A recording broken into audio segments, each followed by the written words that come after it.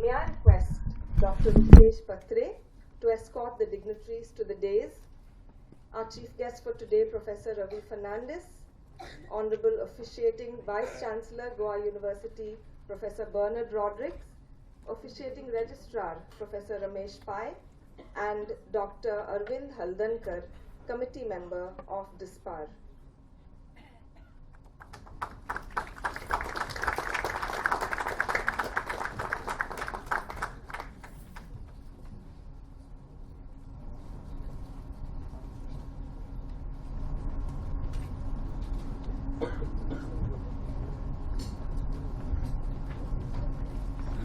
Thank you, Dr. Patre. Thank you, everyone. We would now like to say it with flowers. May I request our event coordinator, Dr. Pinky Pavaskar, to extend a floral welcome to our dignitaries. Dr. Pinky Pavaskar is one of the coordinators of the Goa University Alumni Meet 2023 and Assistant Professor of Financial Services, Goa Business School.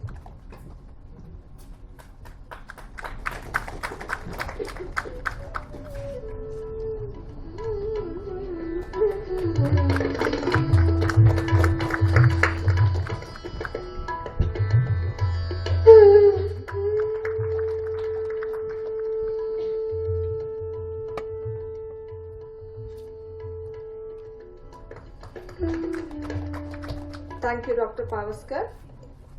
A mighty flame follows a tiny spark. While the students of the university set the tone with a welcome song, may I invite Dr. Rupesh Patre to lead with the ceremonial lighting of the lamp. May I request the other dignitaries on the dais to join him. Students, please can you gather here for the welcome song?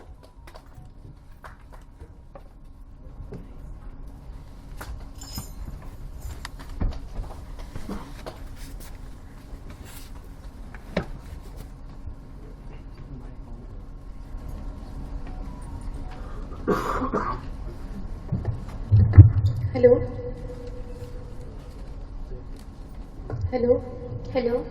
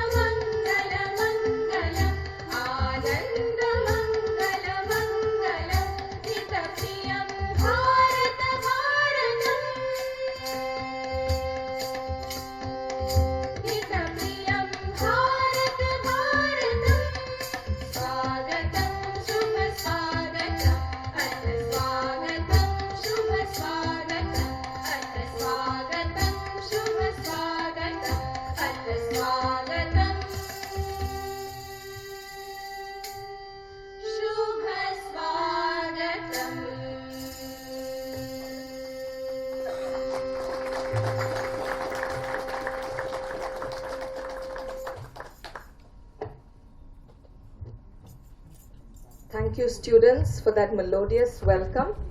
I now request Dr. Patre, Associate Professor of Analytical Chemistry, Program Director of Chemistry, School of Chemical Sciences, and Directorate of Student Placement and Alumni Relations, to welcome the gathering. Thank you, Runa. Good morning, one and all. तुमकां सगळ्यांक आयच्या दिसाचो my मोगाचो येवकार. Thank you for coming here for this alumni meet. I extend on behalf of the organizing committee and Goa University, I extend a very warm welcome to our alumnus, Professor Ravi Fernandes. He is a director, head of the physics department at PTB in Germany. Thank you, sir, for accepting our invitation. I also welcome our alumni, Officiating Vice Chancellor Professor Bernard Rodrigues, then Ramesh, Professor Ramesh sir, Officiating Registrar, and our Secretary of Goa University Alumni Association, Dr. Arjun Haldankar, and deans, teachers, students, and our esteemed alumni. So it is an absolute pleasure to have you all here for this alumni meet. And you know that this is a place where you have spent significant years of life. So we made this event so that you can refresh your memories, reconnect your old friends, right? And then also you can make a new friends here today. And here also you can strengthen the bond that were forged within the hallowed halls of our beloved alma mater. So thank you again for the our alumni for coming here. So I will just brief you about Directorate of the Student Placement and Alumni Relations. You might think that who are those? So this is one of the directorate of the Goa University. So when we took this directorate, so we keenly look into the interest to form a strong alumni association of Goa University. And in this direction, under the leadership of Professor Harilal Menon, so we formed the executive committee. So he is a president, Professor Harilal Menon, he is the president of the Goa University Alumni Association. Myself is the chairman of Goa University Alumni Association. Then we are having the vice chairman, Mr. Anish. Then the secretary, as I said, Dr. Arvind. Then we have a vice joint secretary, Mr. Mahesh Patankar. Then we are having a treasurer. You can see he is welcoming all our dignitaries, our alumni, Dr. Harip Khanapuri. We have also the joint treasurer, Dr. Mangala Phadte. The members, what we have for this Goa University Alumni Association, Dr. Anthony Vegas, and our dynamic Dr. Professor Sundar Duri as a member of this Goa University Alumni Association. So what we did here for this in the directorate of the student placement. So we have been conducting several activities to enhance the skills of the students, so that we can raise their bar to get the job, or I would say the employment in the different industries. So I will just name some of the skills that we are providing, like soft skill program or the training to crack the competitive exams. So in these regards, we have signed 3 MOUs so that our students get most benefit of this different training skills that we will provide under this MOU. Then we also provide the career counseling cell, which is handled by our chairman, Dr. Arvind. So we also provide the career guidance. So this year we had a big event where Indian Air Force was there, and thanks to our coordinator here in the audience, Dr. Nitin Sawant. He was also a partner to organize this Indian Air Force here at Goa University. They have provided the career guidance to the students and also the placement opportunity that they can have in the Indian Air Force. So next, in the last 2 years, about the placement, we had around 35 companies visited Goa University for the placement. And in this regards, the upcoming mega events will be there in the April 2024, and I thank our one of the alumni from the Kokni department, Mr. Dattaraj. So he will, in coordination with him, we will be conducting this a mega event. One more thing I forgot to mention about the career guidance for the students. So under the leadership of our Honorable Vice Chancellor, we will start a coaching to the UPSC aspirant of the Goa. This is one of the initiative I think we will take for the students of the Goa. So I would like to take this opportunity to express my sincere gratitude and to the organizing committee for their hard work and dedication to organize this reunion, and putting tremendous efforts and the commitment to make this reunion possible. Lastly, I would like to thank everyone, because we say alumni meet, if there is no alumni coming, so there is no meet. So thank you very much for taking time out from your busy schedule and coming here.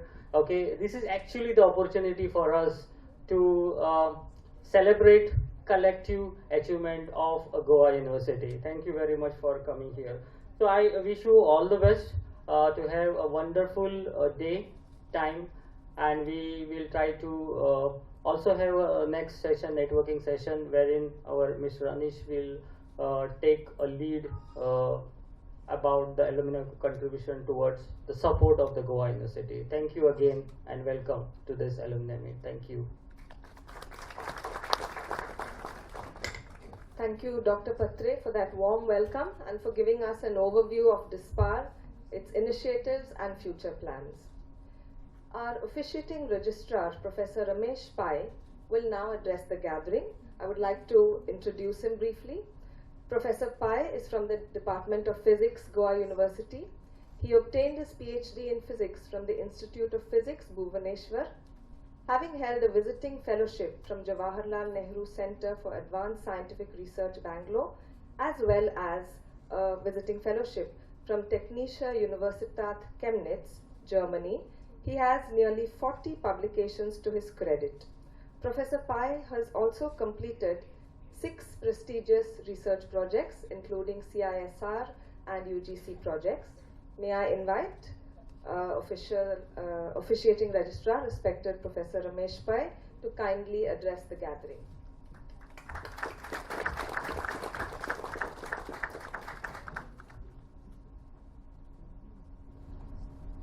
Thank you for the introduction. Good morning. I'm not supposed to be standing here because our registrar is on leave, so I'm holding the chair. It gives me great pleasure to stand here and also the privilege to welcome you all for this alumni meeting. Every year, June, we welcome our new students, fresh students. They come in their early 20s and spend quite a few years and shape their career. And we, as a faculty of this university, contribute in some part of it. And then finally, they complete their whatever programs they have joined in and then go to the society. To welcome back is the great pleasure for us. And today is such a day, and many of very old students have come back to us to spend few hours with us, and it's very nice feeling. University, as you know, has grown now for almost 40 years, and also changed as the time required. For example, many of you may recollect we had departments before, and the departments are just having one program at most of them, or some programs like chemistry, maybe specialization in various other part of chemistry. Today, we have augmented all the departments together to form schools. We have now 10 schools on the campus. And this allows us to kind of look at in a multidisciplinary way. Because we have Goa Business School, for example, which has a data science and artificial intelligence program. It's a new program which added along with other existing programs.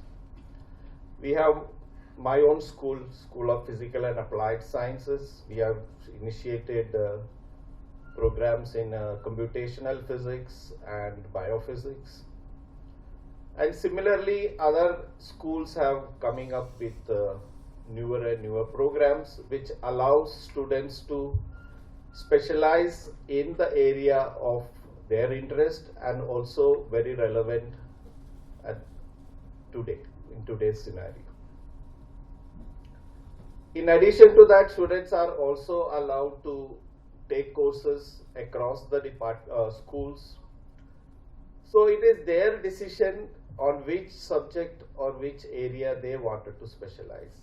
This gives us a kind of opportunity for all the alumni who has gathered here to look the university in a different angle now. Because we are not churning out the standard PG program anymore. We are specializing in different areas. And this is where I feel now the alumni can contribute in a sense to give us, to contribute to the university's understanding, okay, these are the areas where now we need to look forward so that our new students, fresh students can look for a career. So I'm looking forward this direction from the alumni so that university can then take up this matter and look forward. Let me welcome you again and let me welcome our chief guest today, Prof Ravi Fernandes. He said he has spent 2 years in 97, 99. Because it was almost the year 1 year before I had joined the university as a faculty. So it's a similar type of years we have spent. Let me also welcome the officiating Vice Chancellor, Professor Rodrigues, and the members from the Goa University Alumni Associations. So welcome you all, and I hope you will have a wonderful time remembering your days here and feeling a nostalgic feeling which you may have recollecting the days you spent here. Thank you once again. Thank you, Professor Pai. You're right, the university has changed a lot, transformed in several senses since many of you were here on this campus, and we would really look forward to having your contribution and your inputs in the days going ahead. Our officiating Vice Chancellor, Professor Rodrigues, is a senior professor of botany and Dean of the School of Biological Sciences and Biotechnology. He has previously held the position of Director, Directorate of Internships, Incubation and Industry Partnership, as well as President, Institutions Innovation Council of Goa University. Having completed a dozen major and minor research projects funded by various state and national agencies, he has published 155 research papers in national and international journals and edited 5 books. Twice recipient of the Young Scientist Research Award from Department of Science and Technology, New Delhi, Professor Rodrigues has won a host of awards and accolades, including the Best University Teacher State Award by the Government of Goa in 2017. May I request Professor Rodrigues to deliver the inaugural address.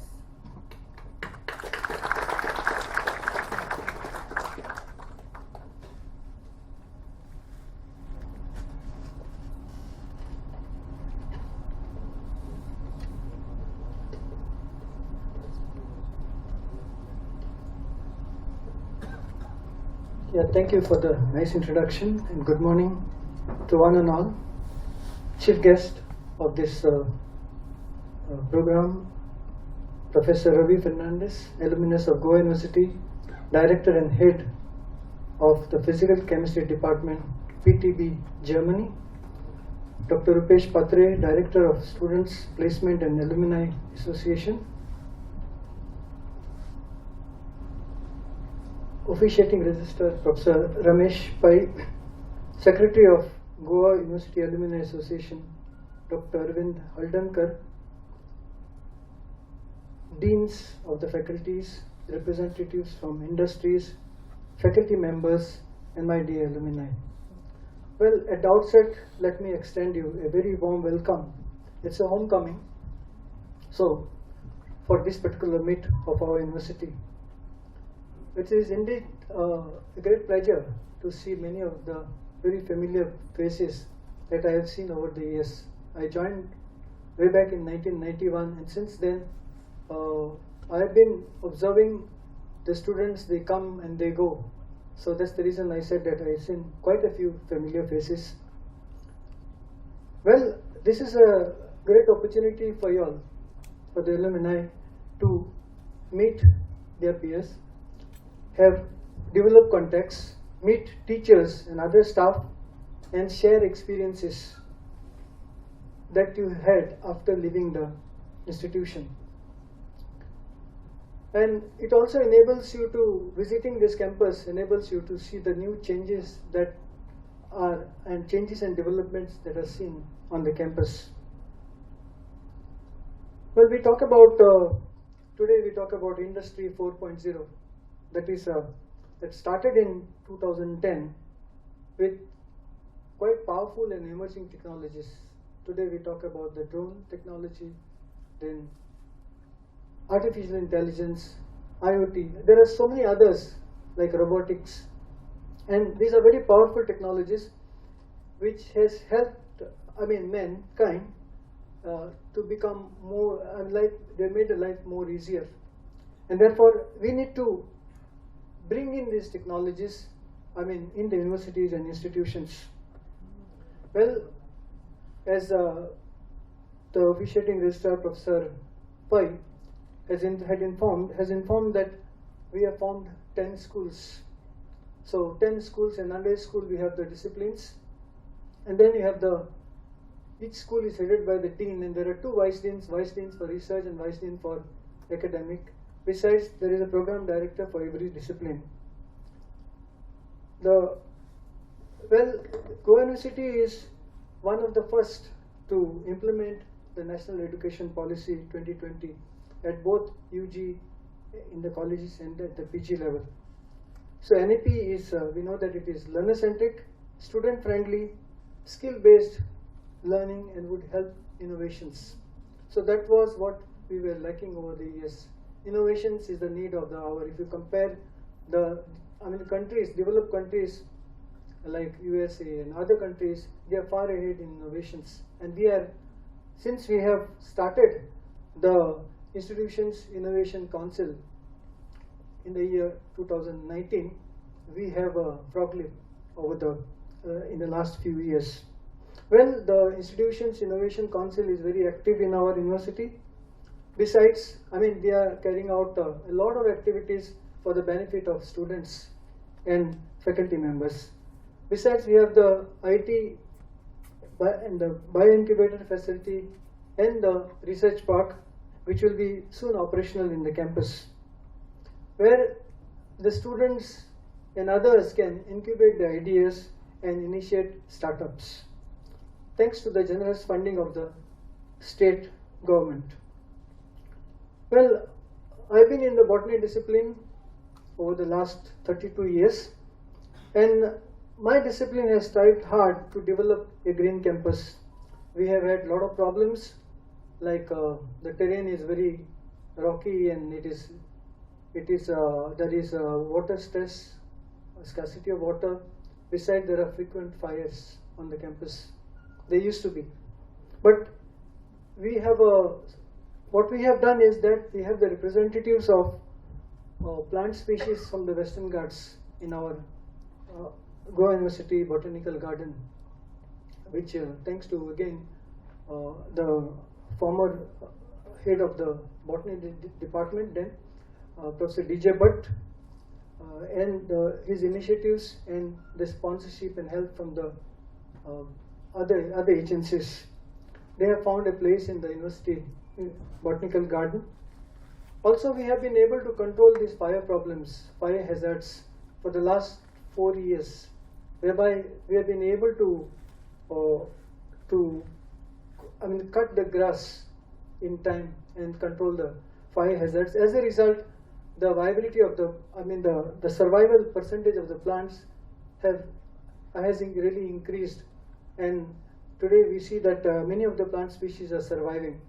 That was one of the main reason, other than we had the problem of grazing, but that grazing problem is not there anymore, I feel, but the fire problem. So we have taken up to the task of cutting these grasses so that there are no fires. Then every year the Directorate of Students Placement and Alumni Relations of Goa University is organizing several programs. And this year they have come out with with this particular program. They also organize the placement cell where many of the companies they participate. For job placements, the industry academia interaction is very important. And just by merely arranging the placement cell, the placement may not be very effective. That's what my feeling. Therefore, I have few suggestions which we can implement so that it becomes more effective. Like, we need to have a faculty training programs involving the industry personnel. That means once or twice a month, when we invite the industry experts, then it is a good thing, because the students will get motivated when the teachers are motivated. So training the teachers would be a trigger that would help the students. Apart from that, the faculty industrial training programs. That means we need to send our faculty for 1 or 2 weeks, say the first year and the second year, so that every week, 1 week each, so that we understand the aspirations and the requirements of the industries and how they work. And also this would benefit to develop industrially relevant courses. Like we talk about, we have core papers, we have electives, so we can have as many elective courses as possible depending on the requirement of the industry. And we can invite the industrial experts to take these courses so that our students are well trained and they are employable. Then also organizing programs like called the Scientific Excellence Platform for Knowledge Sharing Process. That is inviting, we organize conferences, workshops, seminars, but then we need to have a dedicated session for the industries, so that the industries, there would be interaction of the faculty members with the industries, of the students, so that one can think differently. One knows the technologies of the other, and then we can meet the unmet needs to promote research and talent. That is going to help the students. Rather than teachers conveying, it is better that the industry people convey. It will be more meaningful. That's what I feel.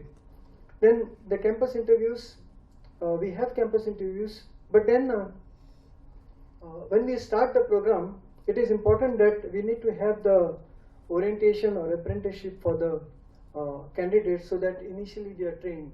And with such a training, we find that they would be more employable. Then coming to the industry-oriented short-term projects, of course they have to be in the final year, because in the earlier years the student strength is quite high, and therefore we need to have interaction with the industries, wherein, as I said, we have to invite the industrial people, experts, and the projects that are formulated by the teacher and given to the student, it has to be done in consultation with the industries. So that the question is, why should the industries give projects to the colleges? If they are not benefited. So if the industries are benefited, then they would definitely give. And there the teachers have a big role to play, because we have to show our extraordinary talent and the commitment to prove ourselves. That our students go to the industries, they do the best of the project, and then the industry people, they know that how the students are, the quality of the students. And this is important. So tomorrow when they come for the placement cell, cell, then they know their candidates well in advance, that they need to select X, Y, Z students, because they know the abilities of these students. This is what we need to bring in.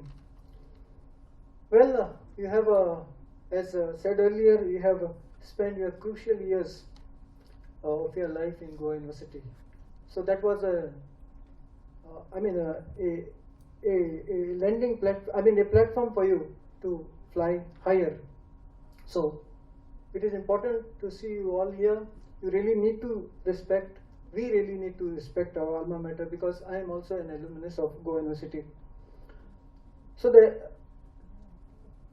it is again important that we as alumni of Goa University, we need to assist Goa University in whatever way we can. It could be through fundraising, or it could be helping the poor and needy students with some little financial support, so that they can also fly higher, and they will, I'm sure that they will always remember the help that is rendered to the students, needy students. I am also a member of the Lions Club. We also help and support poor and needy in the society. That is very important. And then we also need to strengthen our Alumni Association of Goa University. Almost 37 years of existence. If you calculate 1,000 students per year, just only 1,000 students per year, it comes to 3,70,000 students. So if we have 1/10 of our ex-students as alumni of this particular association, then we should have some 40,000 alumni members. Anyway, it's better late than never. We need to start, and we need to enroll as many our past students as alumni of this association. Well, I congratulate and compliment the Directorate of Students Placement and Alumni Relations of Goa University for the efforts that they have taken in organizing this meeting.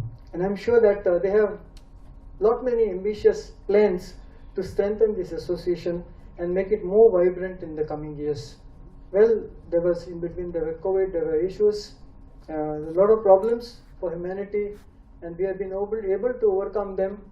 But there are still fears that it may reoccur again. So therefore, anyway, let us be positive and work. And also, I would advise the alumni members, those who have not registered, may kindly register, so that you are a member of the Goa University alumni. Finally, I thank one and each who is present here for taking your time of your busy schedule and coming for this particular program and being with us this morning. I also welcome our chief guest, Professor Ravi Fernandes, for being with us. It is nice to see an alumnus of Goa University, as a chief guest of this function. And well, I've been a dedicated soldier of Goa University, working right from 1991. I was involved more in my work, teaching and research, rather than the academic activities. Today I have to be here as our Vice Chancellor is out of station for a very important assignment, attending a meeting, some presentations. So I have to fill this the void, and therefore I am here. Otherwise, I am more of a worker, a researcher, and a teacher than my association in academics. So let me thank you all once again for your patience. Thank you.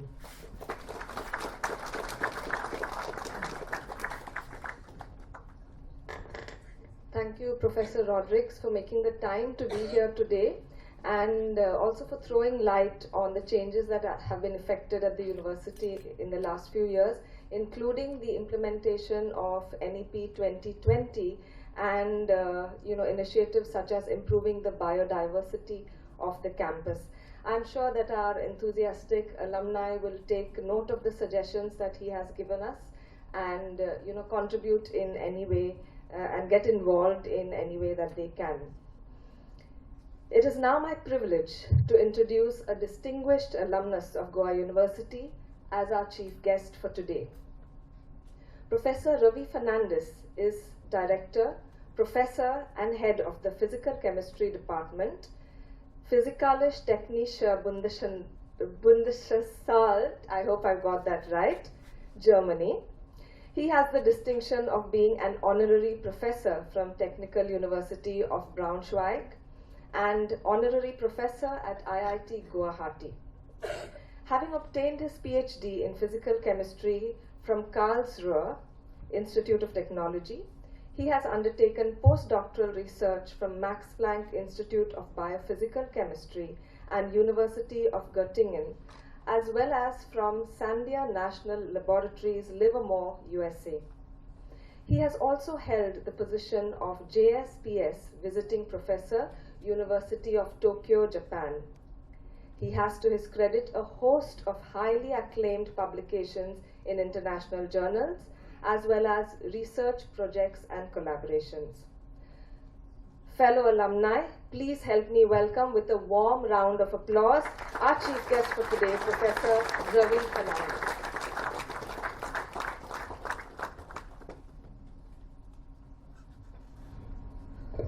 Well, thank you very much for the kind introduction.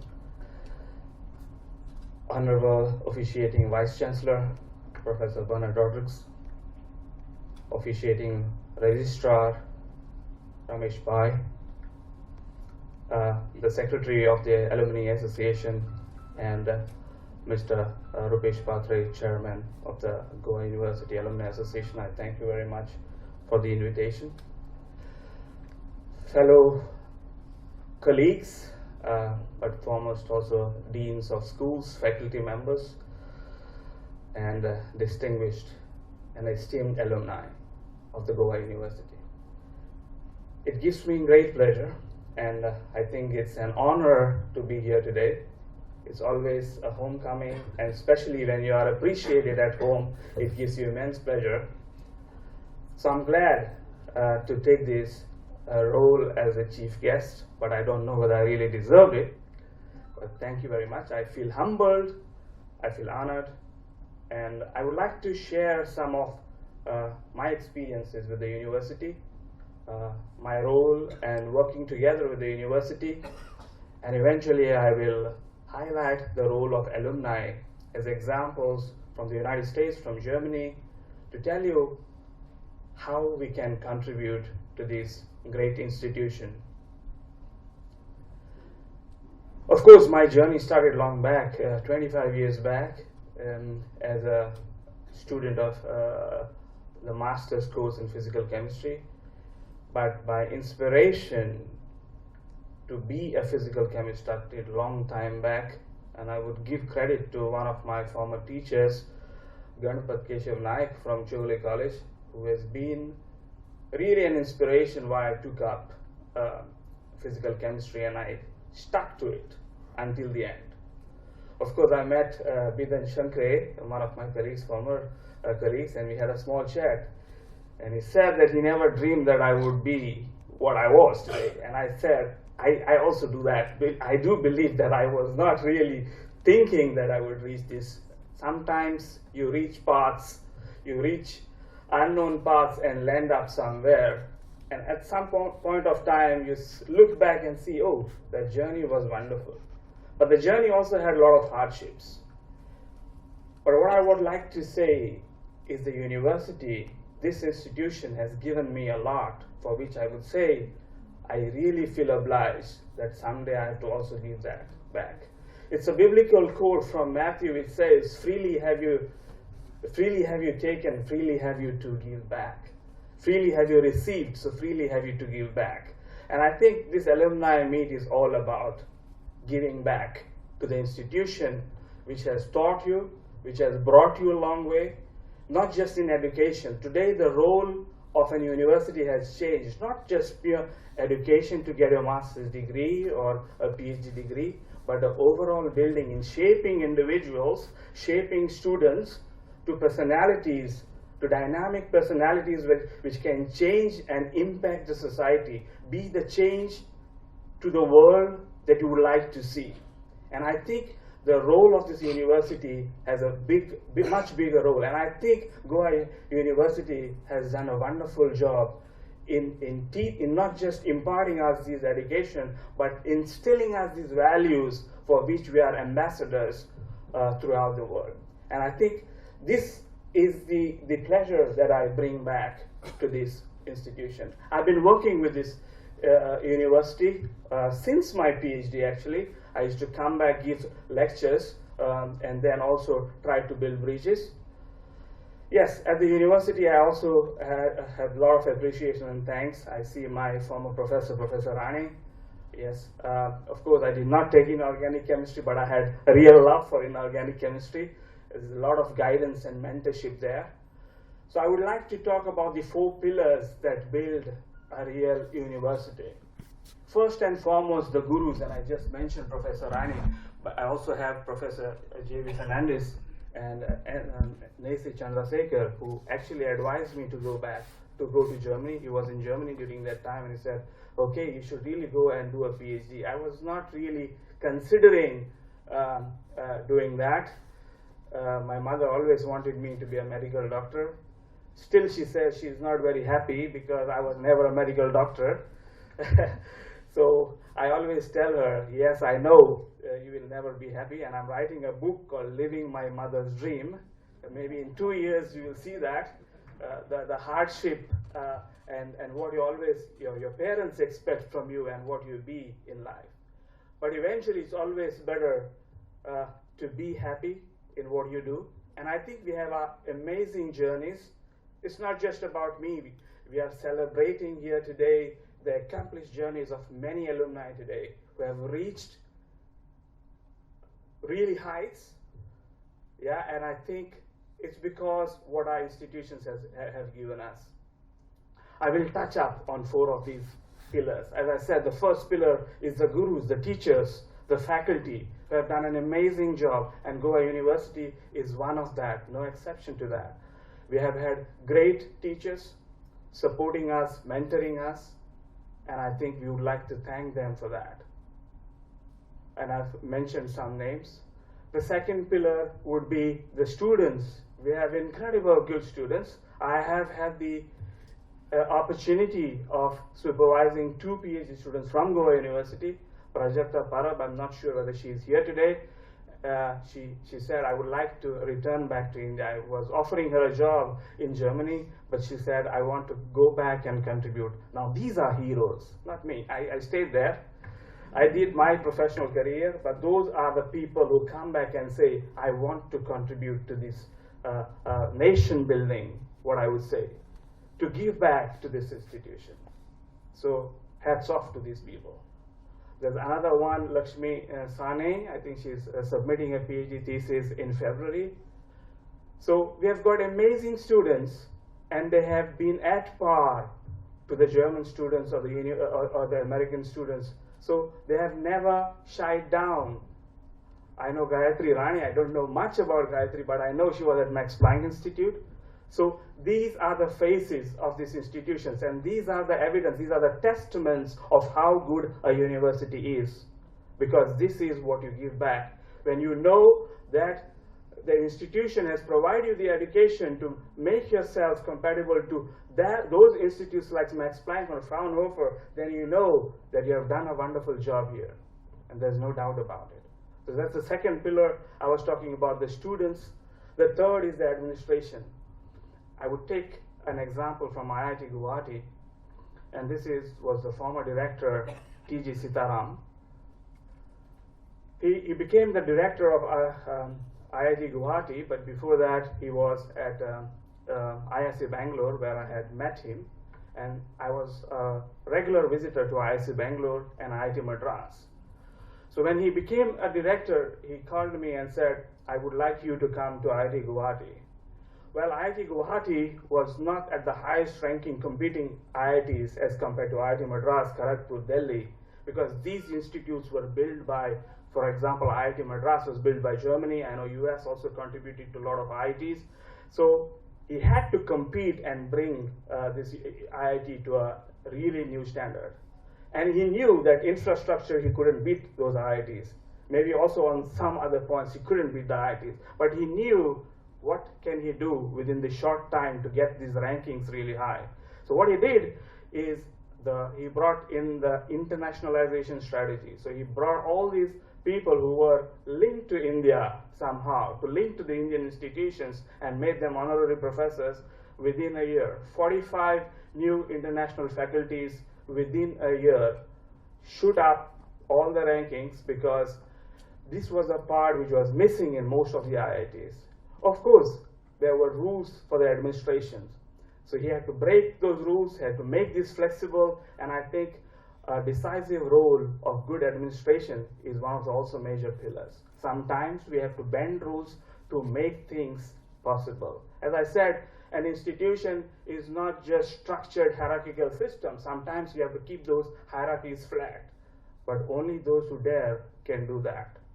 And that is why T.G. Sitaram is really a hero for me, because he taught me during this process. I was just an observer when he brought me in and he told me I have to bring in more faculty. He wants more faculty, good faculty. What he did also was not just put honorary professorship. He got also good faculty, and he got them on the advisory role of the system. He integrated the foreign faculty in the system, so that they could bring in new wind, new ideas, and break this normal hierarchical system.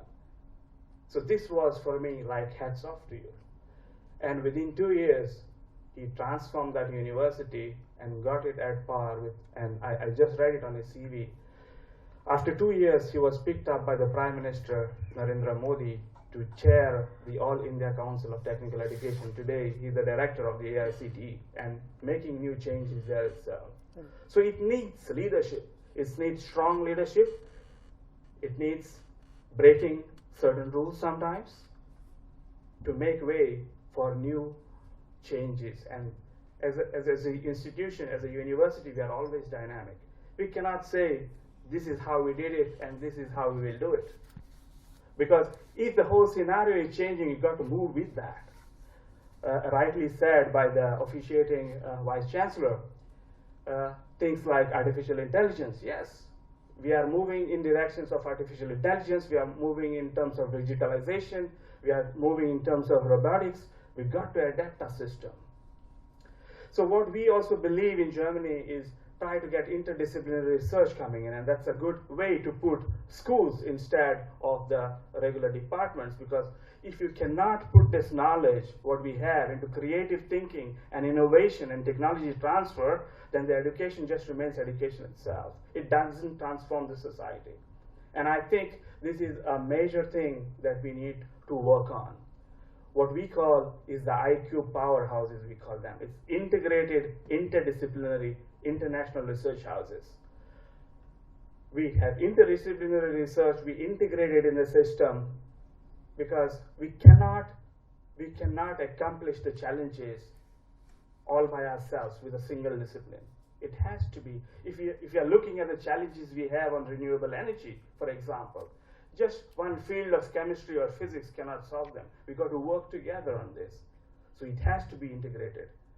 And many research breakthroughs can be achieved on an international platform, because energy is a global challenge. It's not just India's problem. It's not just Germany's problem.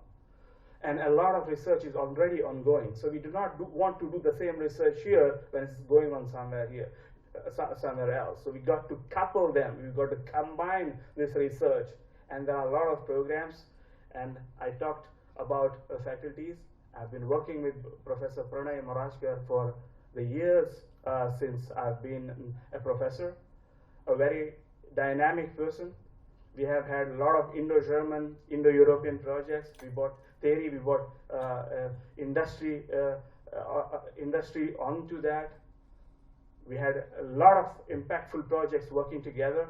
And so if I have a real good call, I just give him a call and say, hey, this is a great project. Would you be interested? And I know he's always, an answer is yes. And this is how we work together. I mean, if you only work together in collaboration, we can definitely make these big challenges possible. And these are the people, and I said heroes, and Pranay is one of the heroes, the young heroes I consider, because he left his job in France, a well-paid job, and came back to the university to contribute to nation building. So these are the people which are needed. These are the drivers, the engine of the system.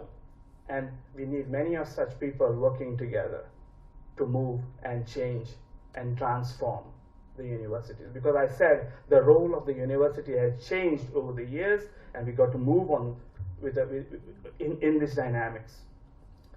The last and the biggest pillar is the Alumni Association. As I said before,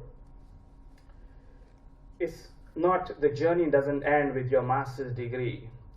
And if it ends with your master's degree and the alumni never turns back, then there's something wrong with the system. It's not that we have to call the alumni. The alumni will come by themselves because they see a bond with the university. You know, it's just like a bond with a mother and child.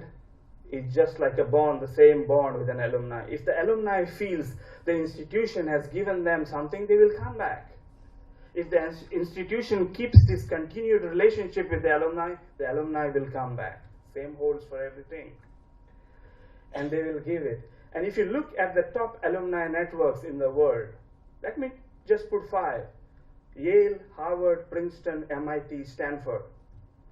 450 million endowment funds per year. And I say, why do they do that?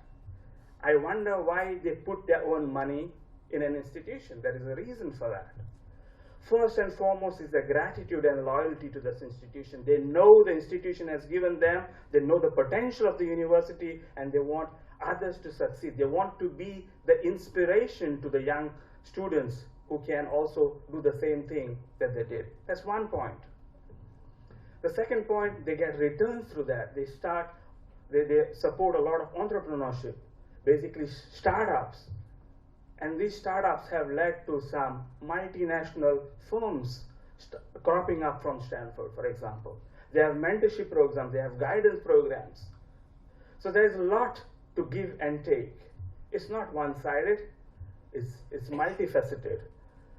So Alumni Association can do a lot, not just funding. I mean, funding is good, it's one of the biggest pillars, has to. You know, you get a lot of state funding also, but it's not enough. If I look at IIT Madras, I've been there, a lot of incubation centers, those CEOs who are in Silicon Valley, they're just pumping their money in IIT Madras, have some real good infrastructure at IIT, and this is exactly where it says, so inclusion. They are included in the advisory boards of these executive councils of these associations. They have a say in this association. They know where their money is going. They know what their returns are. It will not be just one-sided. If we say, I give my money and go by, I'll come next year. No, it won't work that way. They have to have an integrated role in the system. And only if you have an integrated role in the system, alumni and the university will work together hand in hand. I assure you that. And this is how Stanford works. This is how Harvard works. This is how MIT works. And this is how their ranking works. If you look at the alumni network and the ranking of the university is 1-to-1. Why? And you say, it's not the faculty, it's not the education, but it's that fourth pillar which is taking the ranking from 0 to 100. And it's because of the passion, of the love, of the bond of the university with this alumni network. And if you are not able to build it, we will not succeed in many of these cases. It's same with IITs. And I think this sort of culture is changing in Indian universities. Now I was yesterday at Alumni Network at Chogole College. It's happening everywhere. And this was neglected for a while in a country like India. It was also neglected in Germany. That's why you always see German universities not very highly ranked, although the education system is excellent. And I say, where are they failing? They are failing in internationalization because of the language. You do not have a lot of international faculty coming in.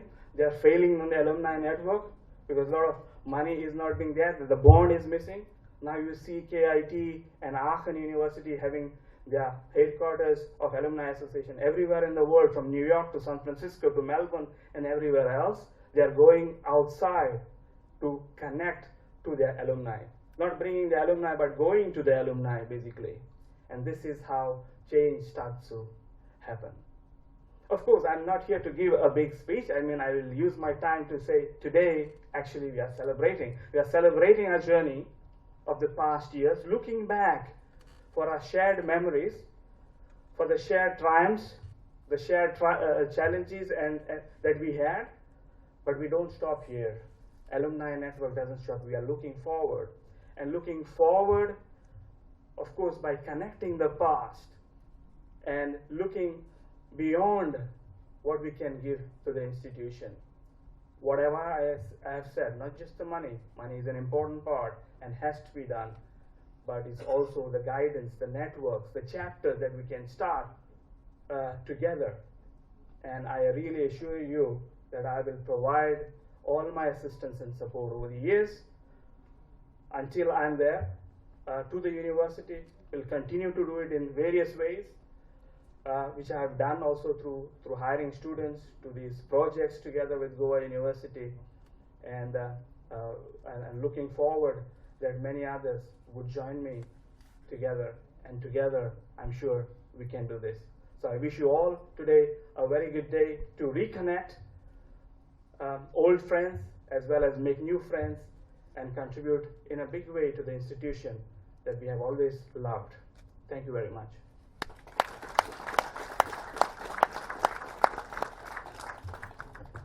Freely have you received, freely have you to give back. Thank you, Professor Fernandes, for those words and that reminder. As you say, we, the alumni, are the biggest pillar and the ambassadors of our university. So we are, I'm sure, enthused and waiting to contribute. And many of us are waiting to read Living My Mother's Dream. Looking forward to seeing that book being published soon. To wrap up this inaugural session and to propose a vote of thanks, I call upon Dr. Arvind Haldankar, Associate Professor of Sociology, D.D. Kosambi School of Social Sciences and Behavioral Studies. He's also a member of the Career Counseling Cell, DISPAR. Dr. Haldankar, over to you.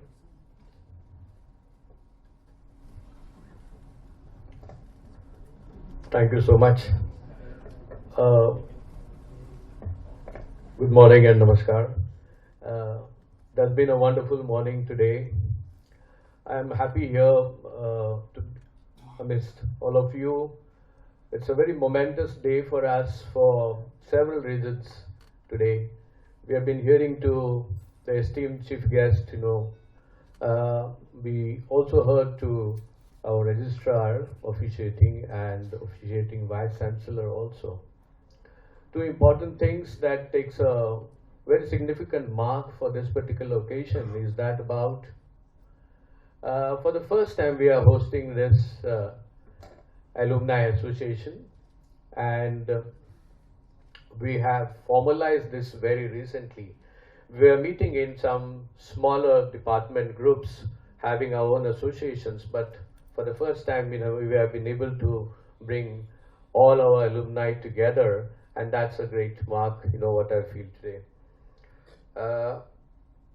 Whenever we try to look at an alumni association today in terms of how we need to go up for our ranking standards, as just mentioned by our chief guest, this has become a very strategic kind of imperative today that we need to have a alumni association.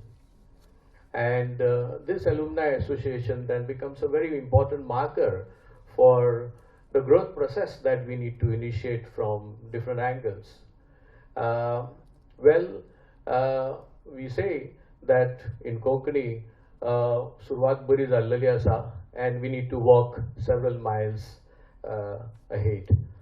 Our chief guest today, there are many takeaways from what he has mentioned this morning to us, the giving back attitude is that something, which we need to hold very high.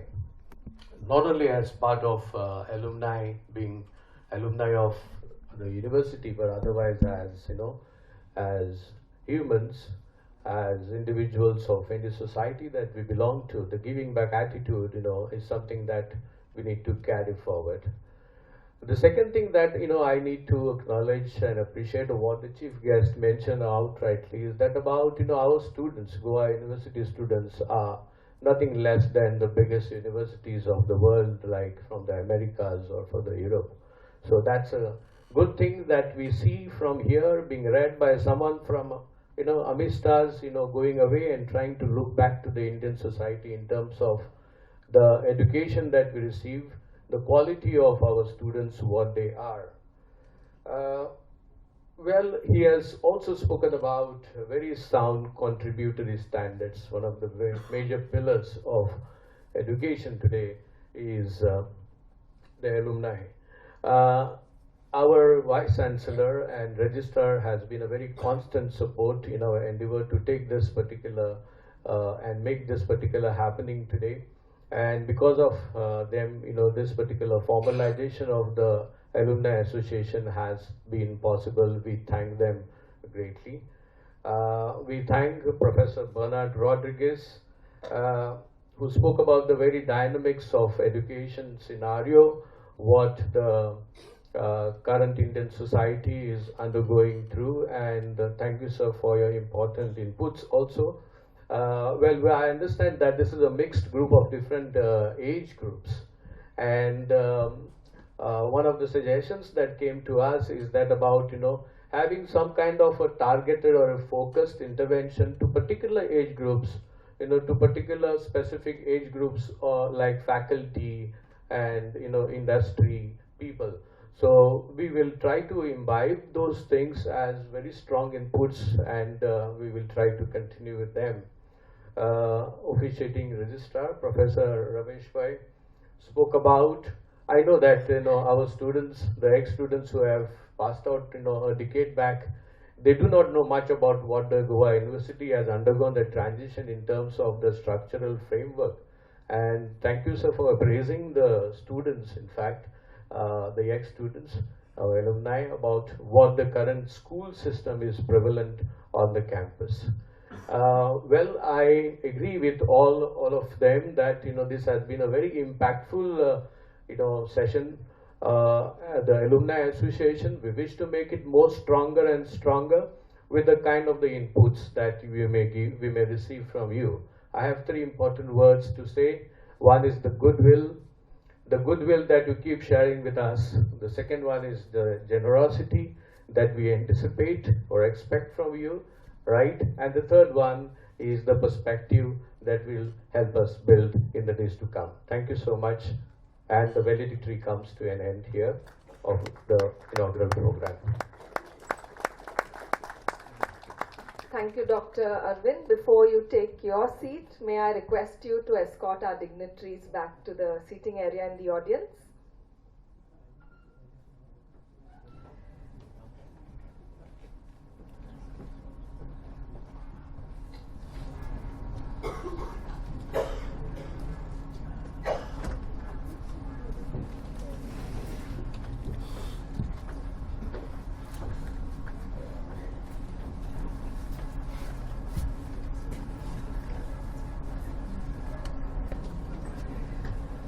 Thank you once again. As the Honorable Vice Chancellor of Goa University, Professor Harilal Menon, has been unable to join us physically today, he has sent us his wishes through a virtual message. Let's take a look.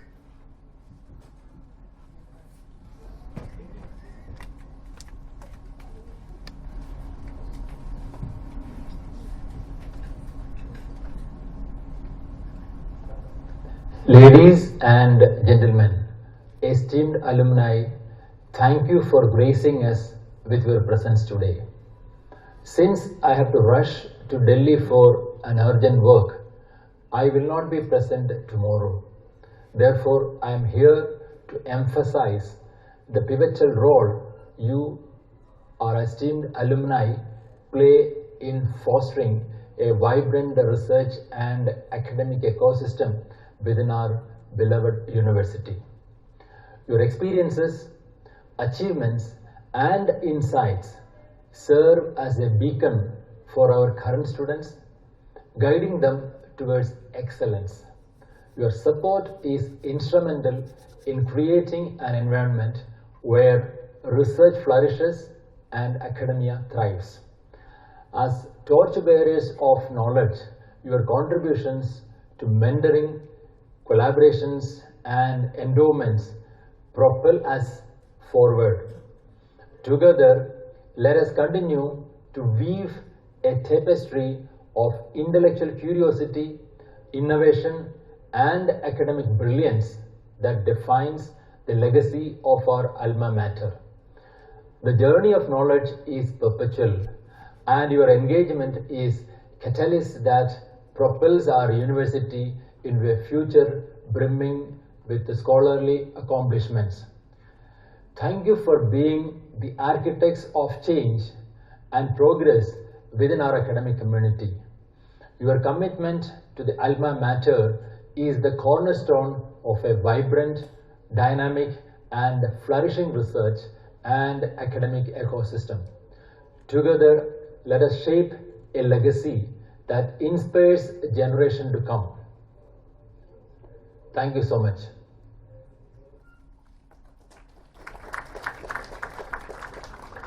Our Honorable Vice Chancellor, Professor Menon, has always been an inspiration to us. A trip to nostalgia now and then is good for the spirit, says Dan Bartolowicz. Let us catch a few glimpses of our beloved university and take a nostalgic walk down memory lane as we watch a video put together by the organizing committee of the Alumni Meet 2023.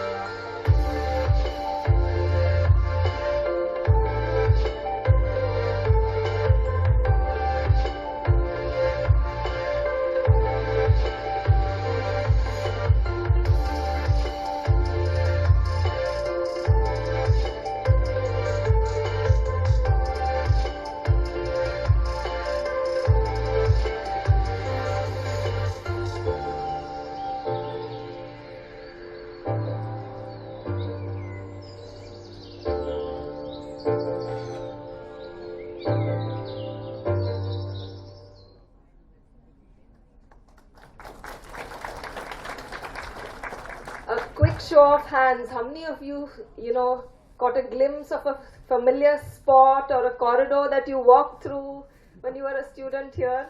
I'm sure you're waiting to walk through those nooks and corners once again. How many of you were surprised to see a lot of new imposing structures and, corridors and classrooms that you haven't seen before? Many of you.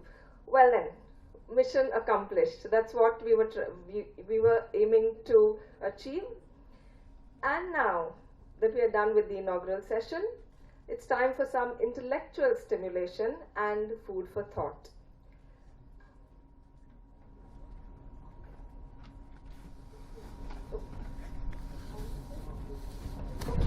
All right, yes. Before we proceed with the networking session, may I call upon the officiating Vice Chancellor and the officiating Registrar to come up on stage along with our Chief Guest, Professor Fernandes, to hand over a memento to our Chief Guest.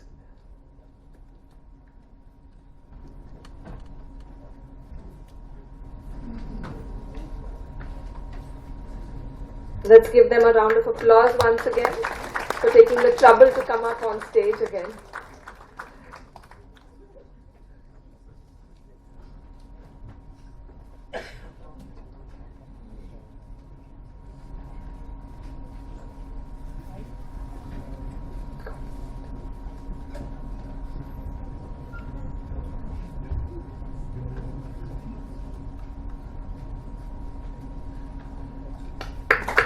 Thank you, Professor Ravi Fernandes, once again.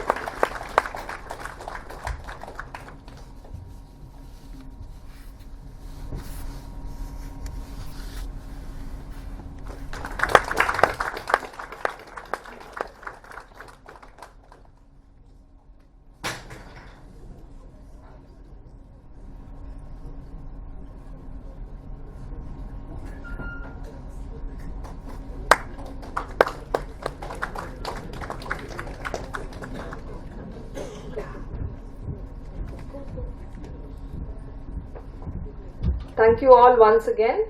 While we wait for you to take your places in the audience, let me introduce the moderator of our networking session, Mr. Anish Albuquerque.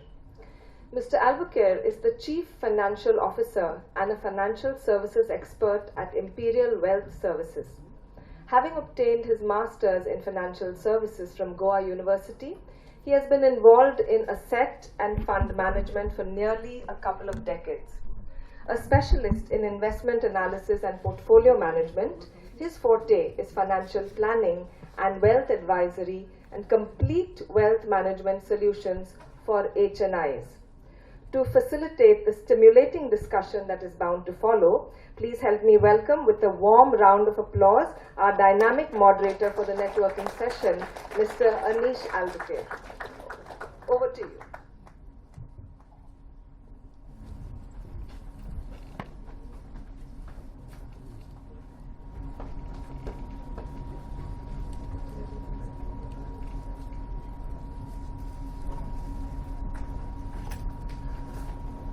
Good morning, everybody. Yes,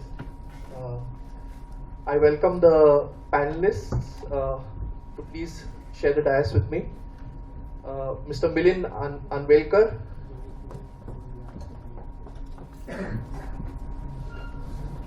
Mr. Rudresh Kunde,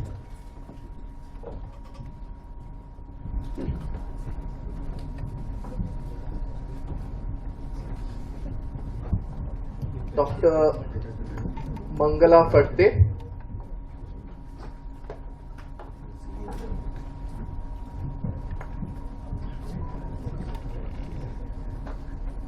and Dr. Shanti M.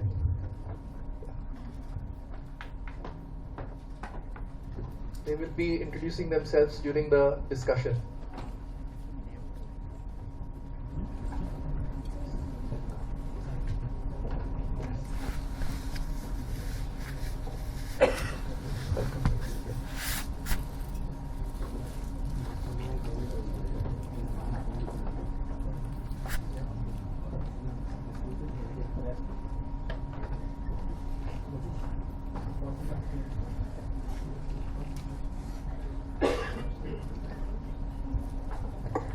I request Dr. Narayan Parab to please welcome our guests with a floral bouquet.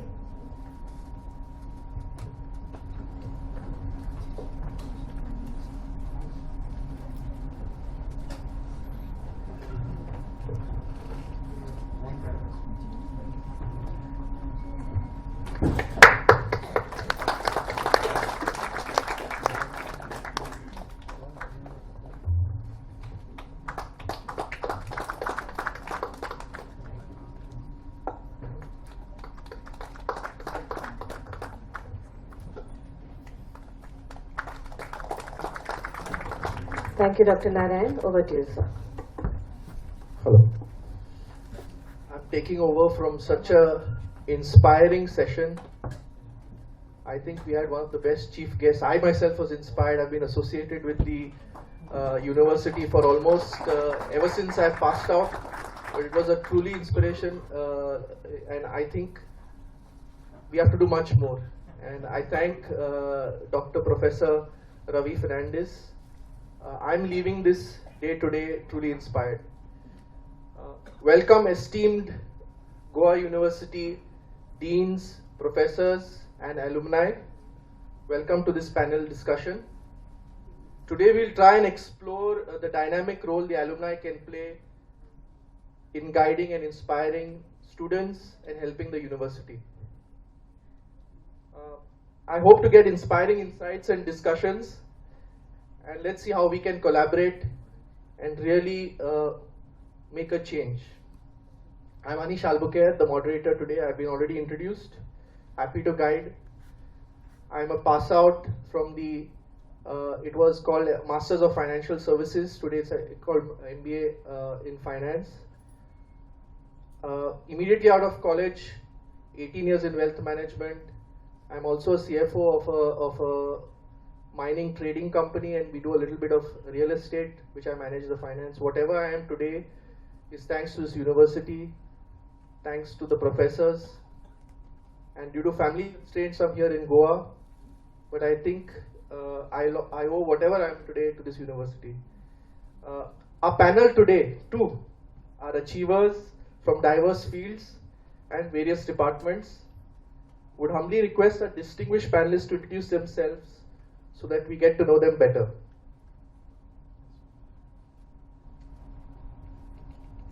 Yeah. Hello everyone. My name is Rudresh Kunde. I am also a student of this university. I have done the same program as Anish. So earlier it was called Masters of Financial Services, today known as MBA Finance. When I came here, I was also truly inspired by our chief guest. I'm feeling more honored because I also share the same undergraduate college, which is Chogule College, and the same professor, G.K. Naik. So I've been also a student of the same professor. So it was truly a nostalgic feeling for me as well. As Anish said, I am also truly grateful to this university, and the topic today is apt for me as well. The reason why I say that is, as a student of finance, there are hundreds of them graduating every day from all the universities. For us, it was special because of our alumni network as well as the connections which our professors had. When I was in postgraduate program, I got an opportunity to do an internship with National Stock Exchange, and since then I am associated with that firm. I started there as an intern, and I moved across various departments, and now almost 17 years into capital market. Today I am there as a vice president in the product and strategy development team. I head there into various products which the exchange is launching, and I'm having a really proud feeling. I've seen some of my juniors also coming there, working there, and some are also still associated with NAC. Yeah, I would like to end my introduction there.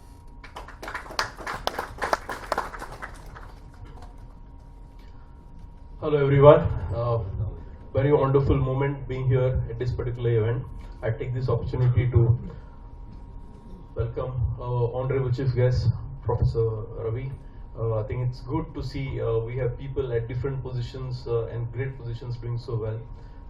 Esteemed panelists here, members from the university, fellow alumni.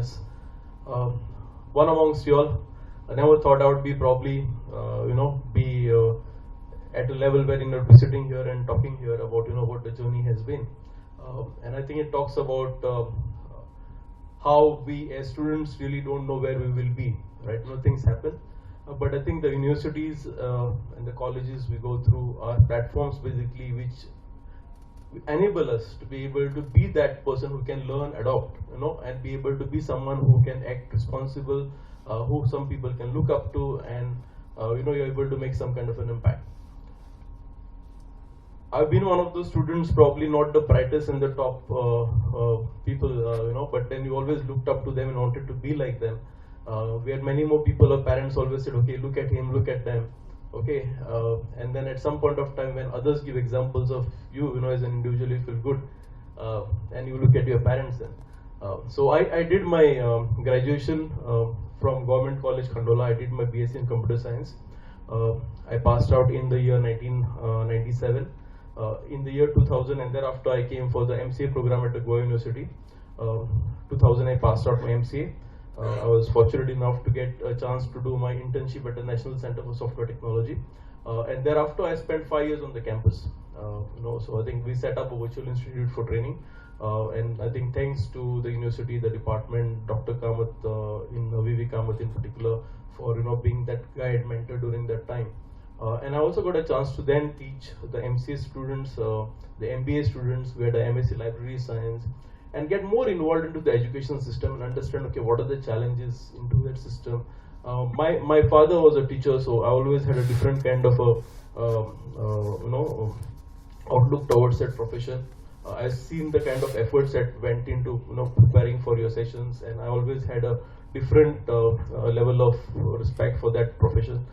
And I was always blessed all throughout. I think I always say that very openly, to have very good teachers all throughout and very good colleagues in the education system that I've been. I think that's been one of the biggest thing. Thereafter, I think it's been a professional journey. I moved out from the university in the year 2005. Did lot of exciting stuff in that period, but ever since then I've been associated with a company called Open Destinations Infotech. We are a travel software company, and we also provide a lot of services. So we are apparently India's largest travel technology company, is what we are told.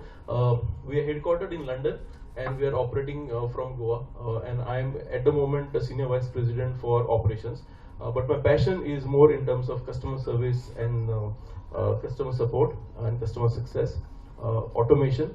And I think in this entire evolving world, what really keeps you excited is about your passion, and it's your ability to get to do what you like to do and starting to like what you're doing. So of late, my passions are more in terms of AI and robotics. So I do a lot of that stuff.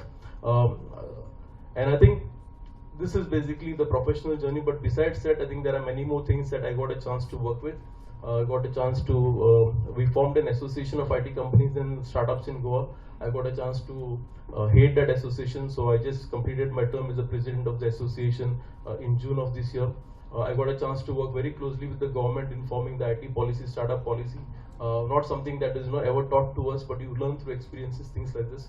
And then very recently part of Vibrant Goa Foundation, wherein we're trying to basically look in terms of export opportunities for the businesses in Goa. And another proud moment is part of the IQAC committee of Goa University, wherein we're able to give this inputs, what needs to be done. And I think the first thing that probably I had on my list was alumni program. And I'm very, very pleased that the university and the committee, under the able leadership of the Vice Chancellor, have basically stuck to the dates that we had basically agreed to, and we're having this program today. So wonderful start. So thank you so much for having me here. It really feels a great moment to be amongst you all and always share my thoughts and ideas. And it's really nice to see so many people around here across different forums. So I'm looking forward to this very eagerly. Thank you so much for having me.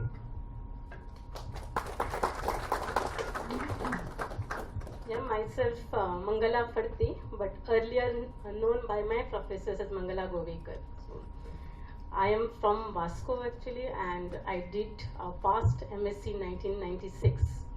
So when I heard Professor Rodrigues' lecture, like I remembered my days here when in 1994 I was actually the first ranker in BSc. I did my BSc in Commerce, and I was like because my financial background was not very good, so I was looking for a job. And then Professor Paknika sent a message through Jayant. He is my batchmate actually. And then he called me, and then he just told me like he will support me for my educational expenses, and that's how I landed up in Goa University. So I'm very grateful to Goa University and my professors for giving me this actually opportunity to do my MSc. And then Professor Tilve, as you know, like for giving or mentoring us for qualifying the NET exams. I was the first student from Goa University to qualify NET, and that did my PhD in NIO, National Institute of Oceanography, Natural Product Chemistry. And then the actual journey starts actually. So for the students also, this alumni can do a lot of things, like sharing their experiences. Because in institute, it's actually a very safe space, you know, you can share, you can enjoy, and you can study. But when you're out in the industry, it's really a difficult times. Like I really struggled in the beginning till I got a position which I enjoy now. I moved out of Goa. That's where Goa colleagues, I will always give suggestions. So you should move out of Goa to have some experience of the outside world, you know. And I worked in different industries, just searching for my best, what I do love doing.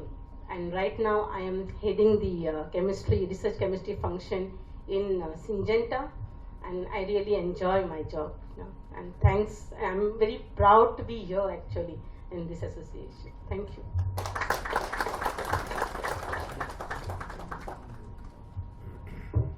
Respected professors, program directors, faculty, and my dear alumni, plus the panelists.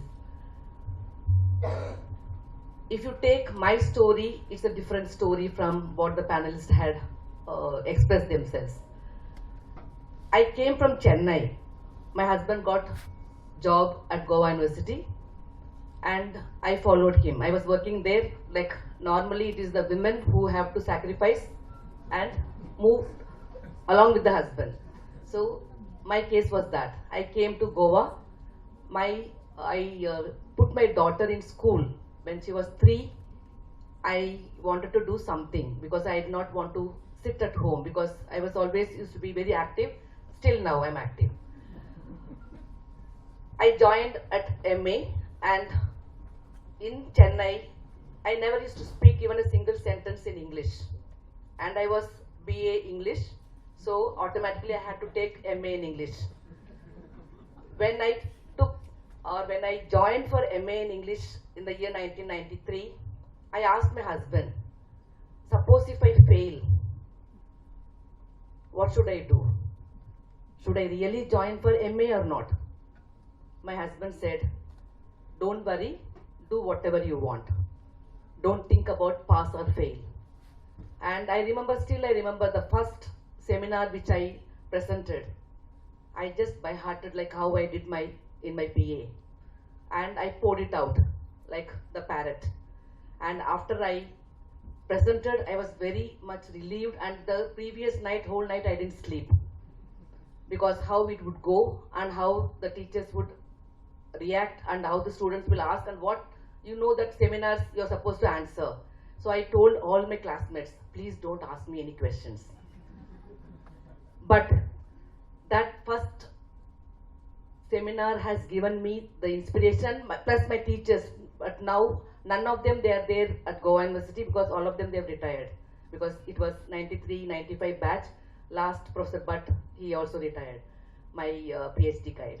So when I think about it, when I put all my efforts, and I used to call my mother to take care of my daughter during the exam time, and my heart and soul I put in, and I got 2nd rank at MA. That was the greatest achievement which I feel that I got it, and I never regret. I never, always, whatever efforts which I put it to the fullest. So when I look back about my life, I don't have regrets. Same thing with my PhD. So I was having when I wanted to do PhD, whether PhD or going for the second baby. So going for second baby was easy, so I went for the second baby. Then in the year 2011, I decided that no, because when I went and attended one of the seminars at Aurangabad University, plus I attended refresher course, everyone were introducing themselves as I am Dr. So and so, and none of them they could speak even a single sentence. And at the end of the refresher course, you are supposed to write the exam, and all were looking at my paper and they were writing. Then I was thinking that why can't I call myself as Dr. M. Shanti? So that was the motivation. Now I proudly call myself as Dr. M. Shanti. So I am head of the Department of English, and I have improved a lot. I think this is the example where I am speaking to you at the Goa University Alumni Meet with the panelists. That is the greatest achievement which I feel proud of myself, and the whole reason is my husband. The credit goes to him. Because of him, I am here at this point of my life. I feel very happy about it, and I thank all my teachers. For example, if you take Professor Namade from English department I am talking about, Professor Patil, then Anita Vasishta, Professor Joshi, Ma'am Kiran Butkle, there were many like Professor Bhatt. All these people were the people who had motivated me and who gave me the encouragement, because with a child, you can imagine that how difficult it was to prepare for the exams. But I feel very happy about it, and I feel that now I have become the vice principal of the college, and all this credit goes first to my creator, then my parents, my husband, of course my children. So I hope I have given a proper introduction about myself. Thank you very much.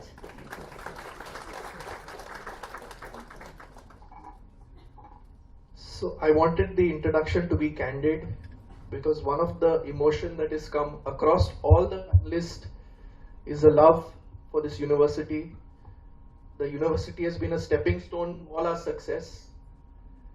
And I would say takeaway from this is another emotion that I got is we all want to give back, and we all want to support the future students or the Alumni Association. Am I right? In fact, since they were talking about professors, I'll just take a minute of our time. A lot of work that I do is something to do with our stock markets, is something to do with economy and all that. And the person who laid the basement or the foundation is Dr. Harif,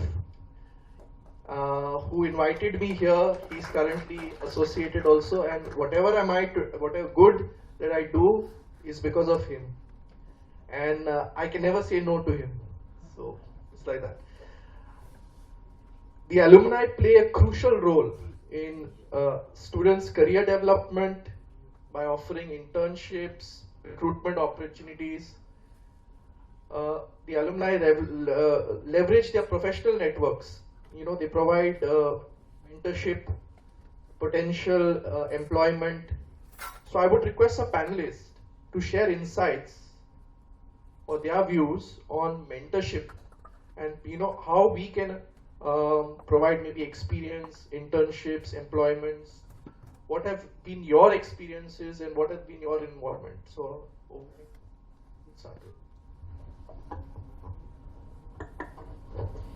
yeah, thanks, Anish.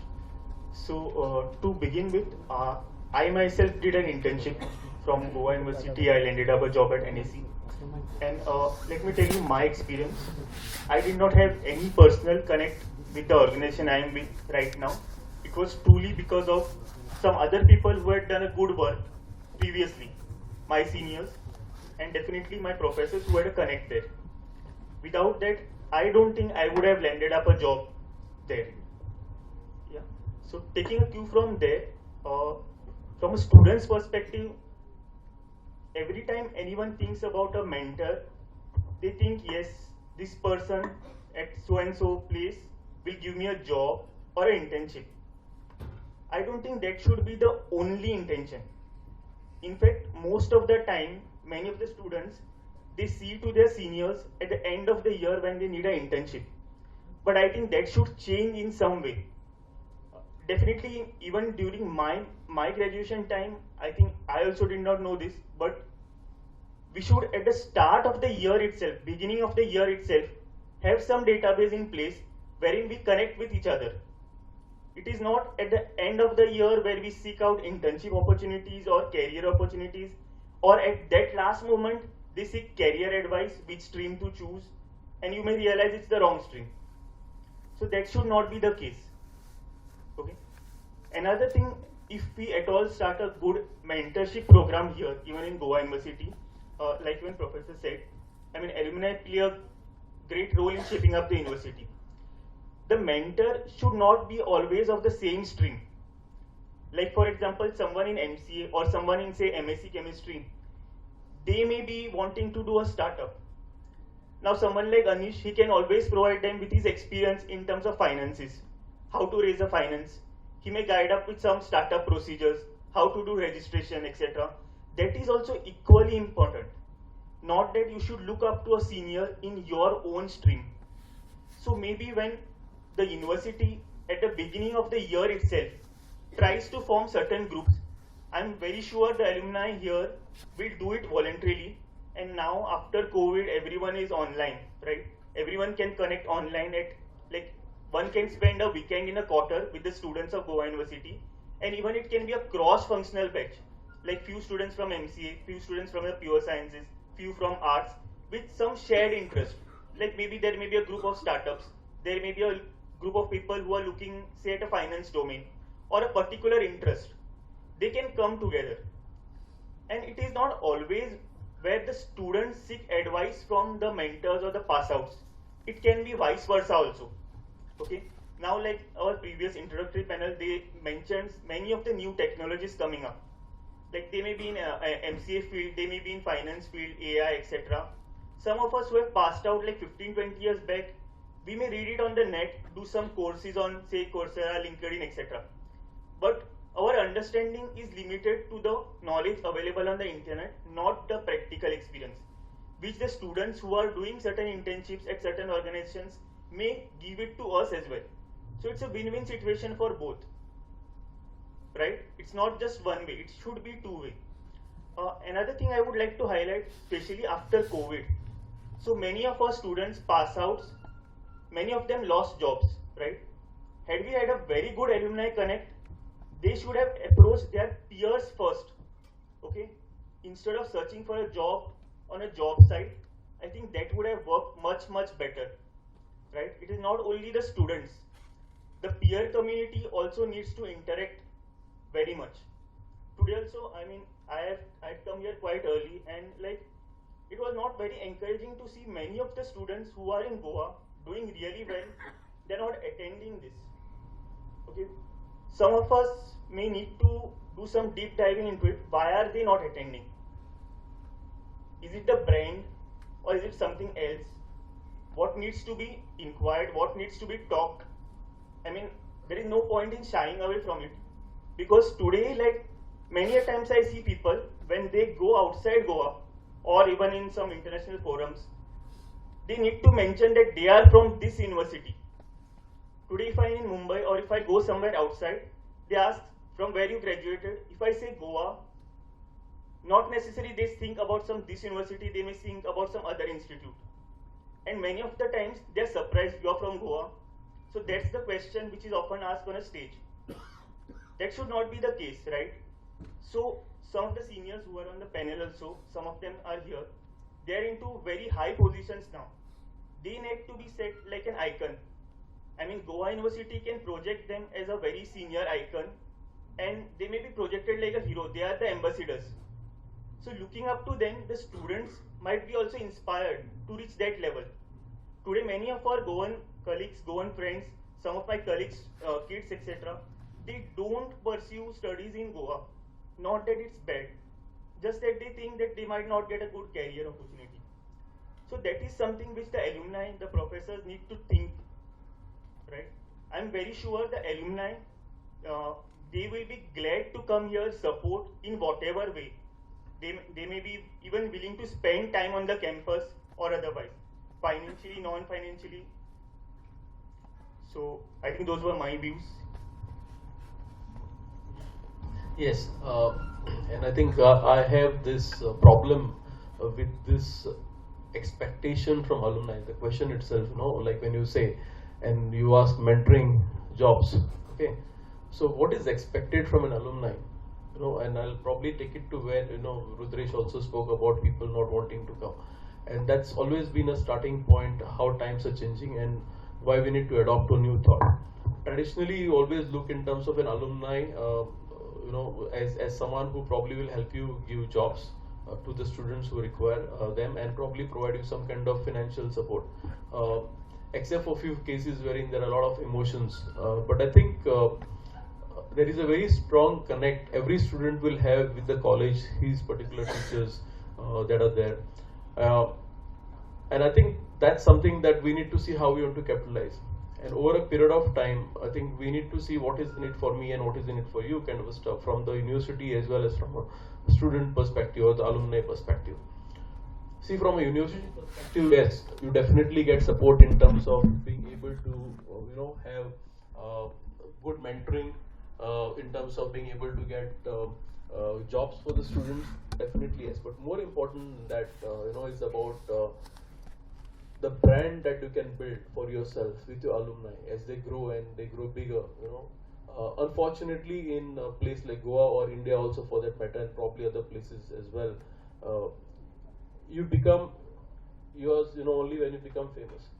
So like I'm sure there are so many people who are doing well, okay, and different aspects, and I think doing well and being happy are two different things, by the way, right? So I'm sure there are many people who are in Goa and very happy, right?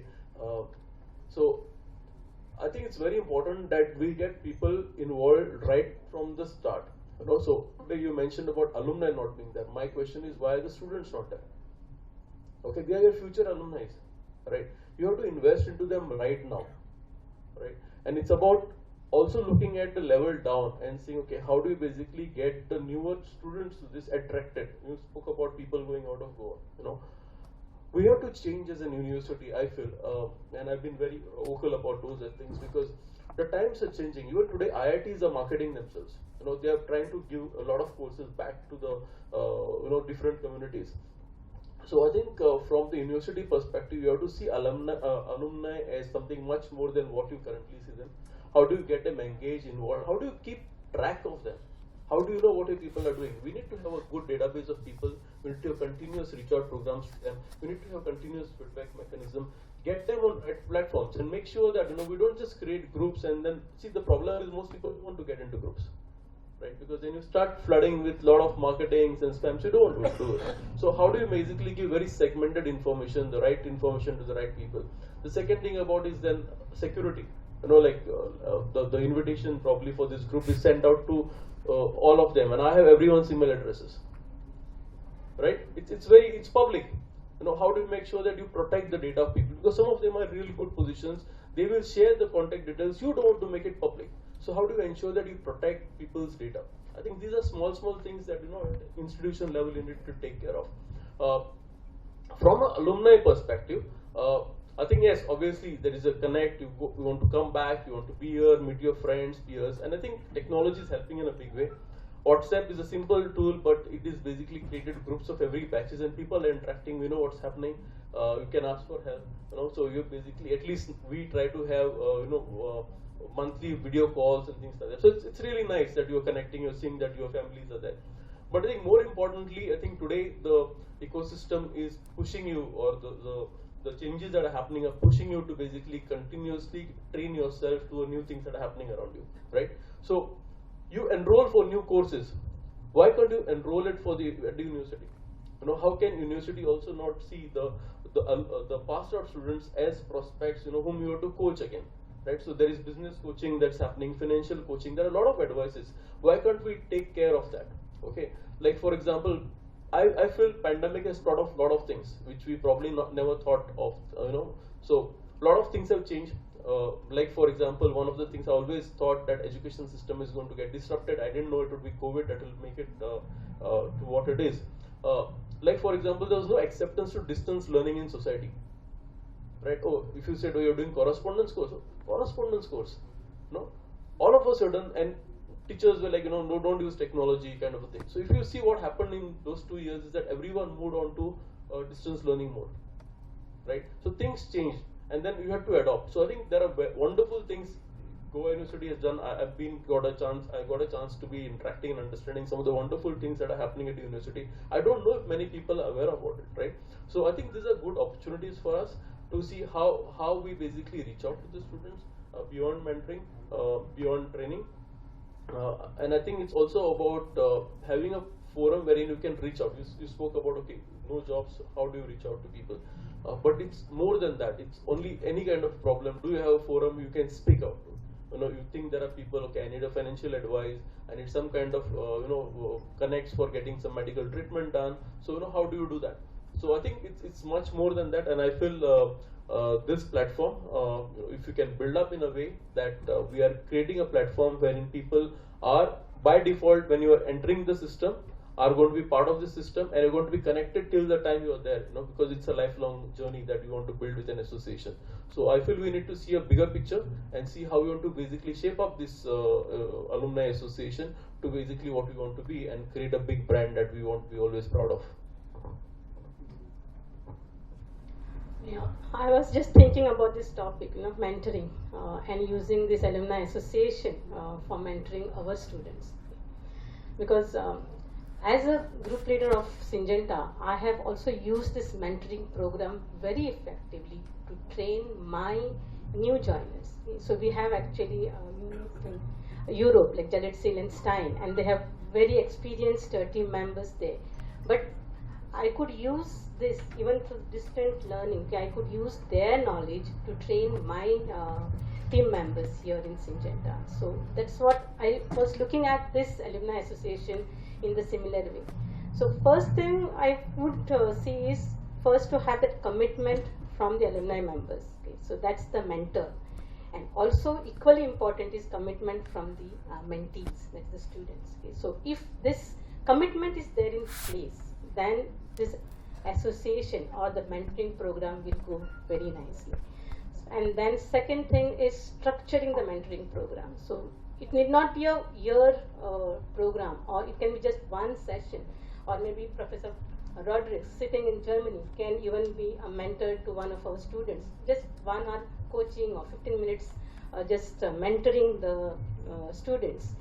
And because I know the importance of mentoring, because when I moved out of Goa, like looking for jobs, searching, I really had a tough time.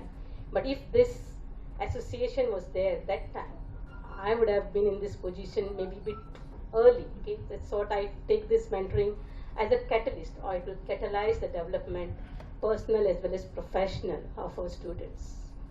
So this is what I feel about mentoring. It's really an important thing or initiative from Goa University. It continues.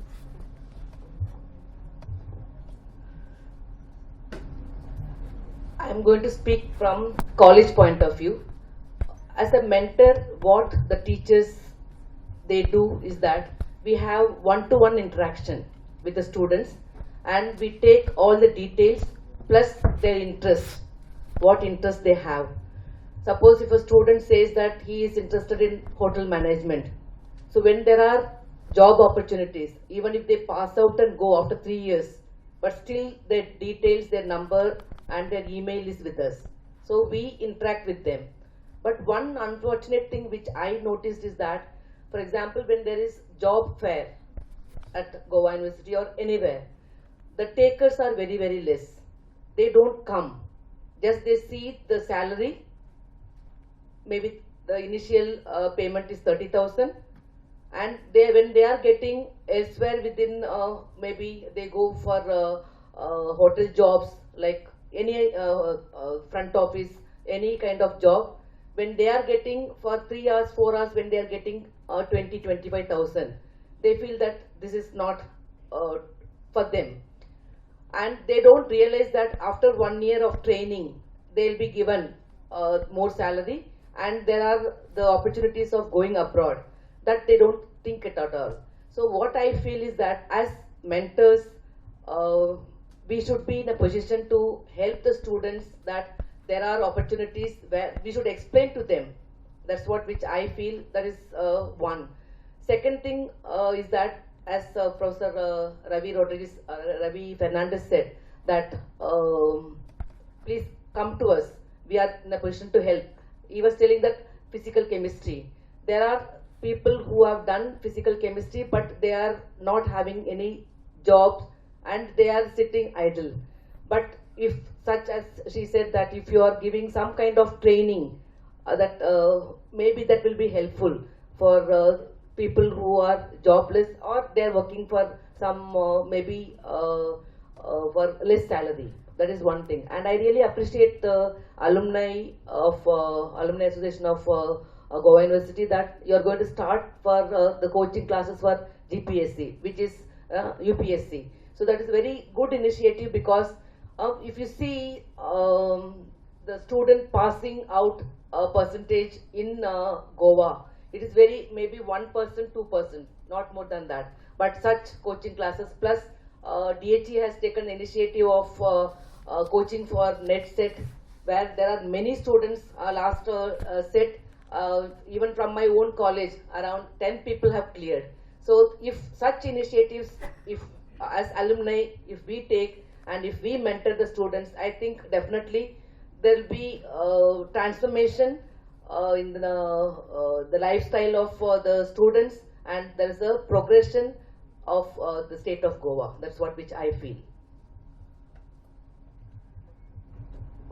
In fact, a lot of important points discussed. I've taken notes since I'm a part of the association.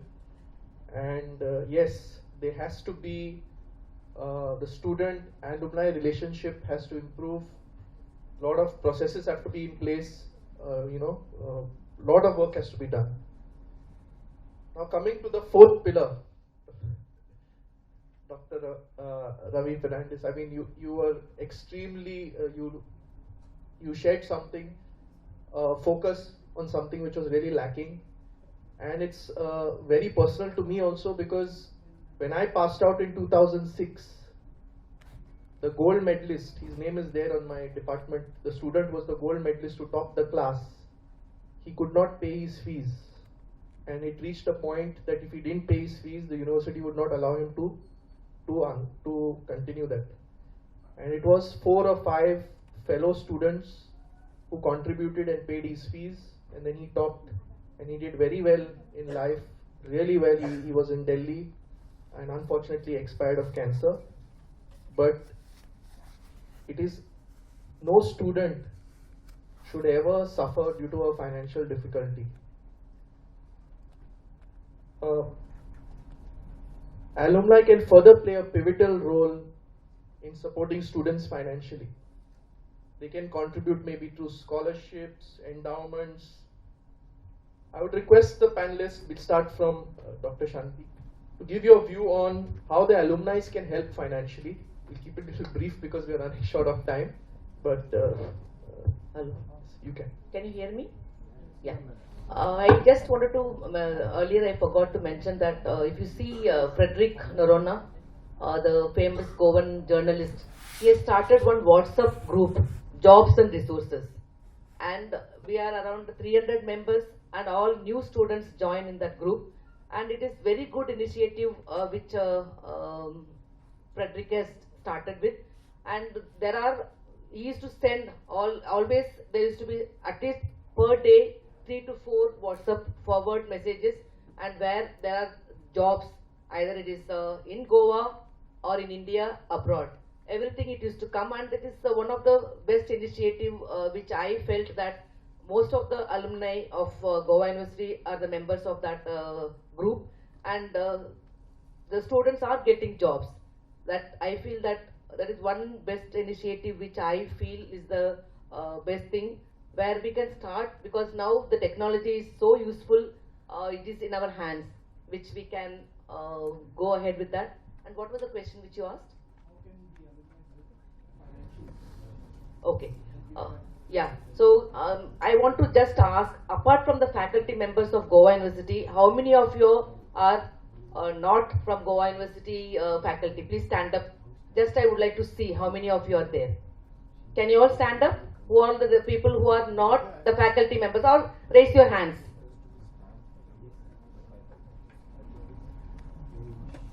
Around 50? 50. I'll tell you that in our college we are 120 teachers, and all 120 teachers are the alumni of Goa University. So if you take in our college only me and Sunoj, only we both are there. Sunoj, raise your hand. Yeah, only we both are there. Who is that? Judas? Yeah. So only 3 of us.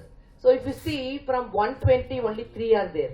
Okay. And with these 3, if I request Rupesh that if you can make, if you can make from each college 1 representative, then you will get maybe 30,000. And each one, if we register 1,000 rupees, then you can imagine, okay, that can be done. So I feel that in that way, so only 3 of us we have come, and if it is more than that, definitely it will be. So that is my suggestion, that which we can start from the grassroots. Let us think about sponsorship later. That's what which I feel. Yeah, thank you. Ma'am, I must say you're good in numbers, besides English.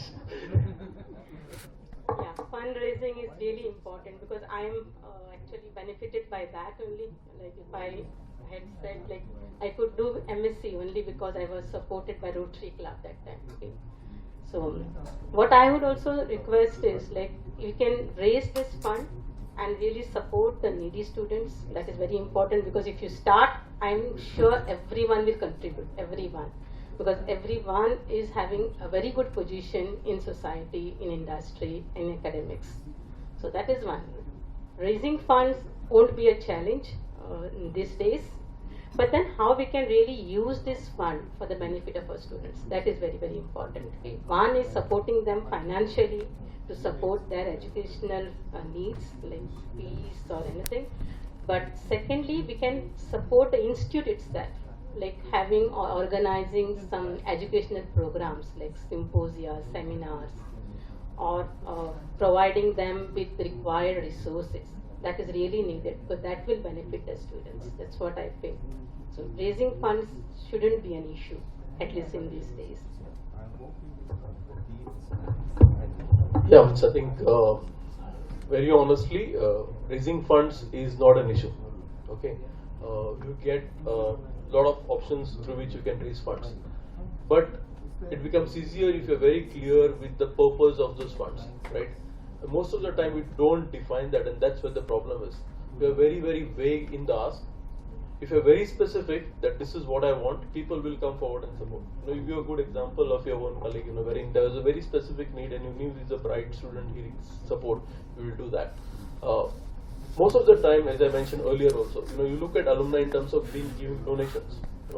Donations should be a byproduct of what you're trying to do. So you need to do a lot of work in terms of how are you reaching out. Okay, like today the biggest networking platform is what? LinkedIn, professional network. Okay, Goa University, if you go and search, we'll have 4 different names coming up if you search Goa University there. Okay, not a single one will have more than 1,000 followers.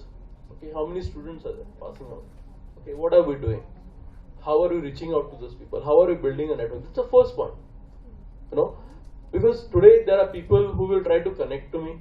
Okay, then they will probably reach out to me for maybe help in terms of mentoring, in terms of internship, in terms of jobs, in terms of kind of sponsorship for some kind of an event, or for their funding for some kind of further education.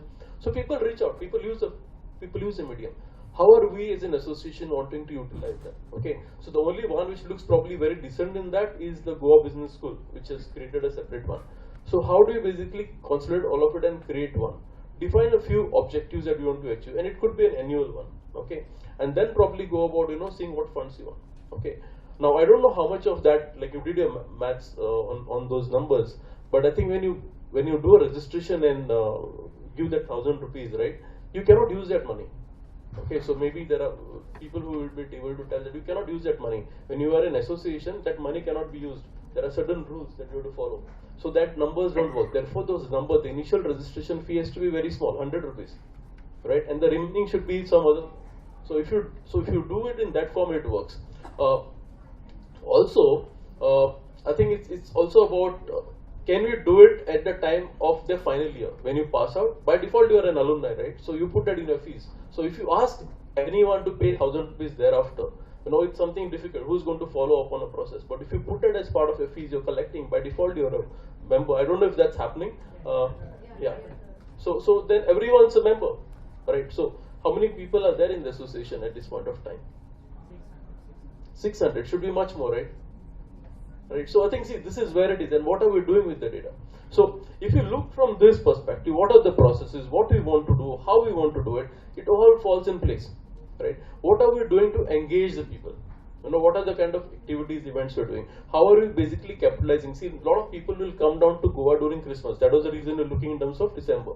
And people are doing very well. People who are in US and any other place will probably come down to their families during Christmas. Can we do something during that time to identify in advance that these people are coming? Because normally if you tell them 6 months in advance, it helps them plan better. And then probably get the right people who will get benefited from it. Okay, and it's not the money. You should not ask for money. I feel you should not ask for money. Okay, money is something that they feel this is really good, and you will get much more. Like for example, you could have someone who just sponsoring you the entire lab. Okay, one of the thoughts that I always wanted is on this campus probably we should have a co-working space or a startup concept wherein people can actually start their businesses, can be funded by the alumni. Okay, and people who are basically looking for jobs, right, could be basically starting there and getting good experience. Because as you're saying, putting 2-3 posts on the WhatsApp group, that means there are jobs. Okay, and there are so many people who are not getting jobs. So there is a gap, right? How do you identify this gap, and what are we doing to bridge that gap?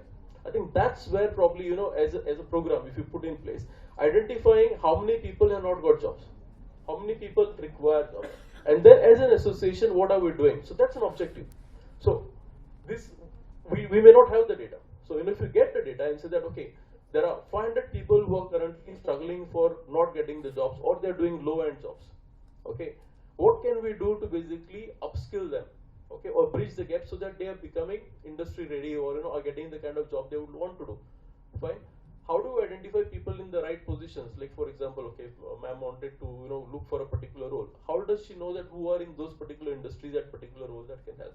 So I feel there are too many things, but to begin with, we need to identify a few points, and on those points, if we start building plans, I think we will be really good things to talk about. And I think just one last suggestion is try to create Goa University global alumni body. Okay, I think global is where we are today. The entire alumnus is global. Okay, so we need to go University Global Alumni Connect. That I think is something which is a bigger picture. And I think if you can pin people where all they are there, I think it's going to be a good thing for us to know how well we've done as an university over the years, and what is our contribution not just to Goa or India but to the world. Thank you.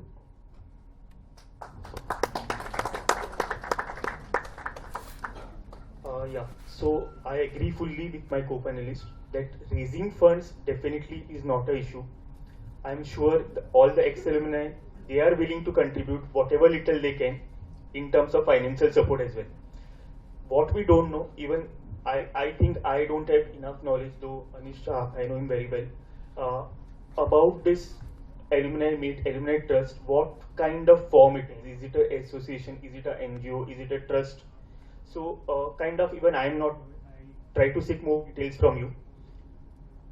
In this age of social media, there are various forms of raising money, not only from alumni, but many other corporates as well.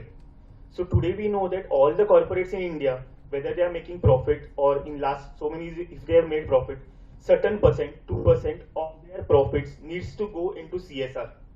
So money, I don't think is a challenge. What is a challenge is when you go and ask them the money, they don't know whom they are giving to, whether it's a university, whether it's a person, whether it's directly to a student, or it's kind of an NGO, or what type of format it is. Suppose if it is a kind of a NGO, okay, maybe sponsored through Goa University, or maybe the alumni is managing it, it can be registered. Just last week, since I am associated with capital market, I may be knowing this little bit better and I can share that with you. We have a concept called social stock exchange in India. Okay, my firm also is associated with it. in that particular segment, what we have seen right now is almost 40 NGOs they have registered. Now registering this NGO gives them a wider audience to ask money from. Okay, the exchange, the other stakeholders, investment bankers, etc. will pitch in for you. Most of the time it will be free of cost. Okay, it may not be that you are willing to spend money to do this. No, it's not like a company raising funds for its expansion plan. The intent is very clear from day one that you are fundraising for a particular cause. The cause itself is known that you are going to fund activities of students, may it be it fees or something else, like sponsoring certain courses, organizing say conferences. So that cause is already identified. You have to make it public. Once you make it public, say every year, start of the year, you want to sponsor say X number of students, say 100 students. Okay, it may be direct funding, it may be a loan. So loan is like you will definitely come and repay, you can again fund it to some other student as well. So that may be a better cause. So in this kind of funding, what they do is basically they issue bonds. Okay, these are called zero coupon, zero principal bonds. So you don't get anything in return, but there is a clarity, like how we said we need a global program. Now some students in US, if some student from Goa approaches them, they may not be sure whether it's a genuine case or not. Or if you go in for crowdfunding, if you advertise it on LinkedIn or anywhere, nobody knows it's genuine or not. But whether if you commit to this route, whether it's like a registered NGO and they ask for money and you give something like a bond wherein all the details are mentioned, and every year you have certain kind of compliance to tell whether if you have funded X% to these students, where these students have gone now, whether they really passed out, they dropped out, whether they are into entrepreneurship, what have they achieved. I mean, that's the kind of return people will expect, not monetary return. They will not ask you whether you are going to give a yield of 8% or 10%. Definitely not. But this will give you a wider coverage, not only among Goans, but other people, other corporates who are willing to fund. They have the money. The money side is definitely there. You have to approach the right corporates. Yeah. I think what I gather is when it comes to financial support, I don't think there will be an issue. It is just, in fact, Milind has said it before also, and I agree with you. We need to have the process, we need the database, we need to connect, and we need clarity on what we are doing. When you define the purpose, I think money will just flow. Since I manage money itself, I know a lot of families, they come to me and they say that my children, my grandchildren have enough. I just want to give something at somewhere where I know that it will continue. So financially, I don't see there's an issue, but we need to work on setting the database, communicating, securing the database for future. I think Milind, you'll have to help us in that. We spoke about a global alumni. I think the chemistry department, I think last time when we had a brief, he's already started this process. I also got to just now informed that even the MCA department, there is Mr. Bhaskar Godge who is sponsored, provided financial support. There is a Shama Dume who's been supporting the needy. There are scholarships. The Chemistry Alumni Association also has been financially supporting. So that, I think financially we should not be an issue, but once the structure, the definition, the alumni itself is like, it's a good question he asked. We don't know whether it's an NGO, what are the, once that is in order, we can have different categories. Maybe you have a silver, gold, patron, somebody wants to donate. You can have alumni improving the infrastructure if the need be. Like how you mentioned, you can have a startup lab, you can have various things. So the ball is already rolling. I think we should push it a little faster, and we will work towards that. Any audience member questions? Either you'll want to ask the panelists or you'll have a quick session. We are running short of time. Any questions?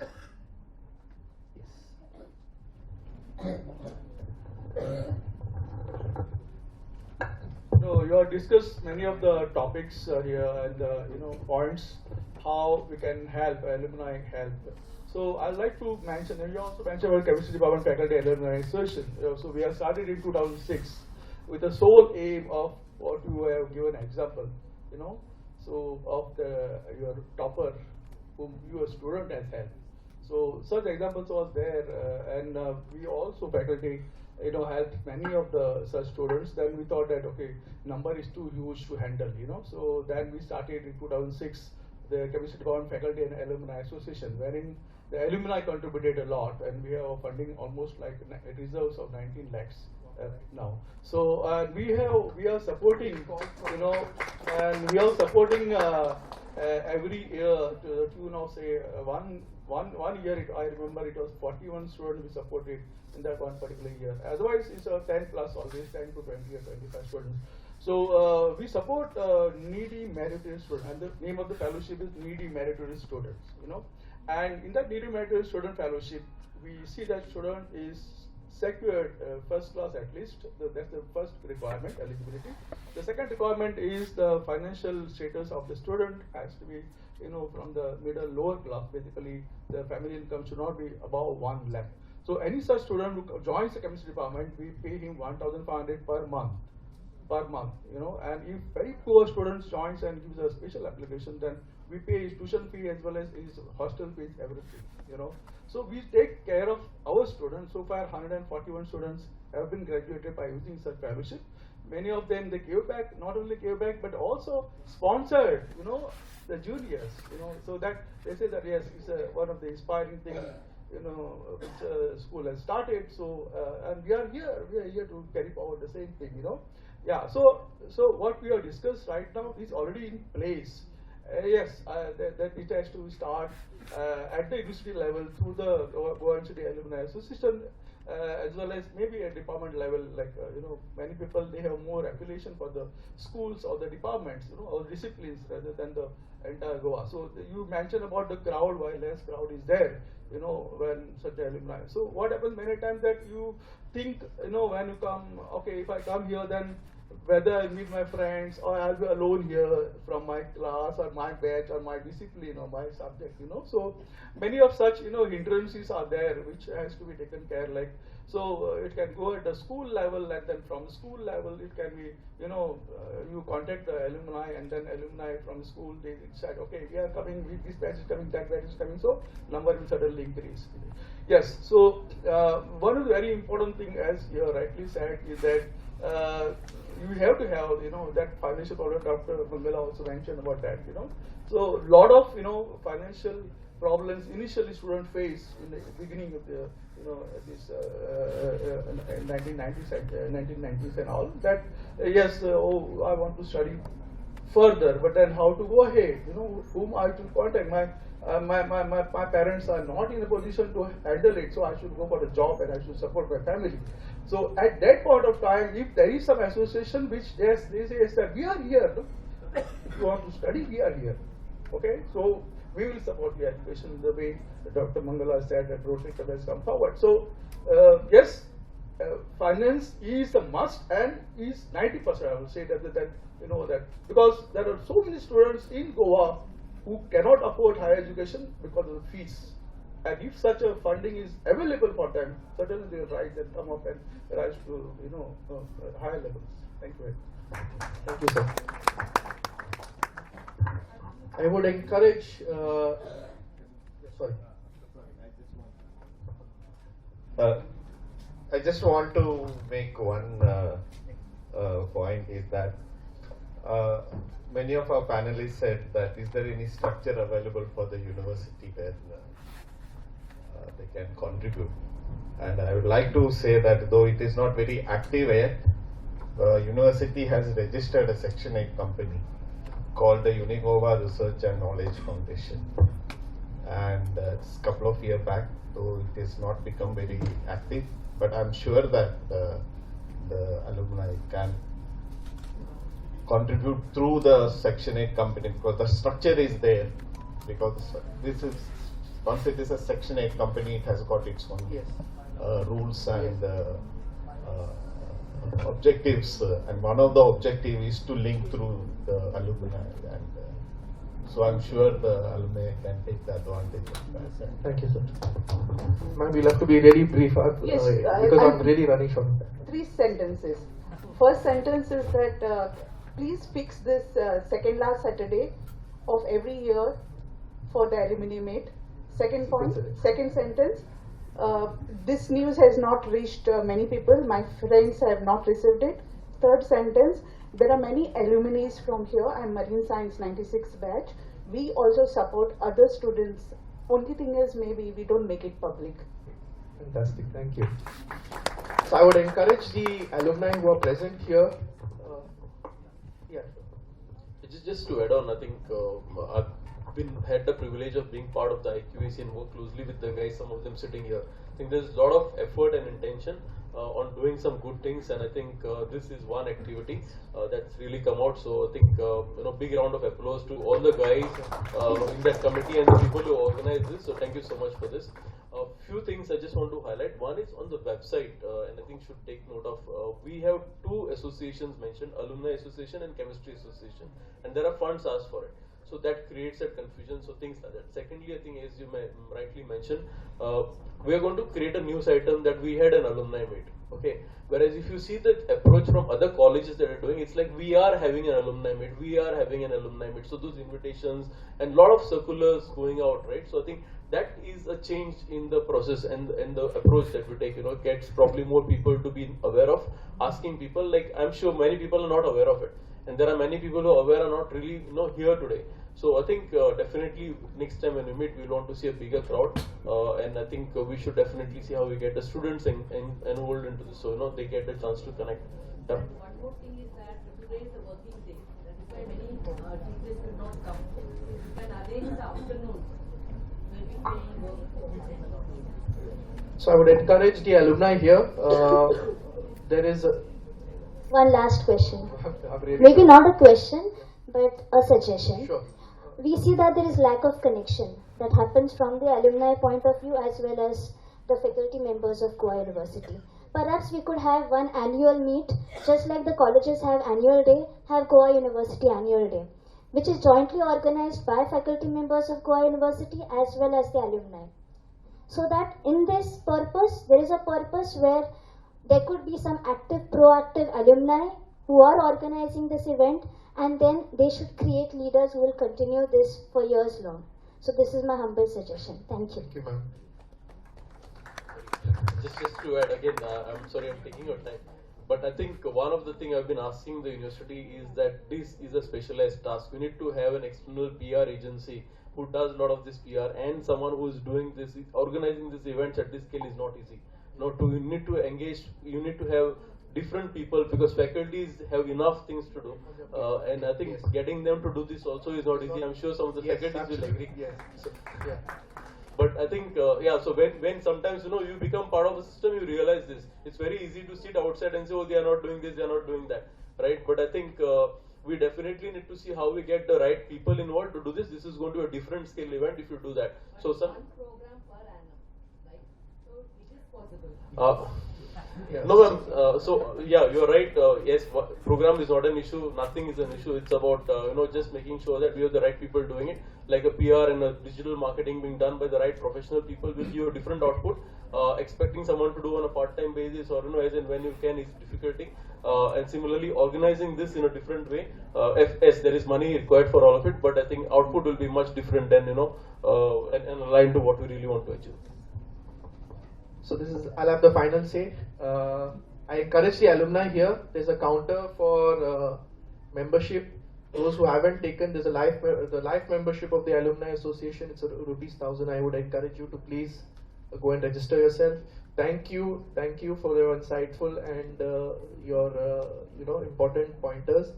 And I thank everybody who have attended, and I hope it was useful. And we are going to work on this to make it much better. Thank you so much. Thank you, Mr. Anish Albuquerque. Let's have another round of applause for our esteemed panelists. I'm sure there are a lot more suggestions, both on this end and then on that, and we will definitely, network over lunch and discuss them. May I request Professor Sundar Dhuri, Directorate of Internal Quality Assurance, to come up on stage and present a token of our appreciation to our moderator, Mr. Albuquerque.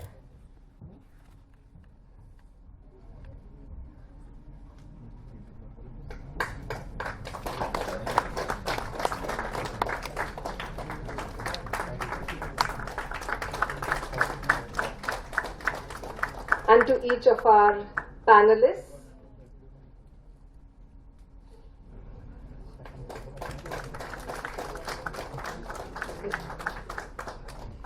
Mr. Milind, Mr. Rudresh,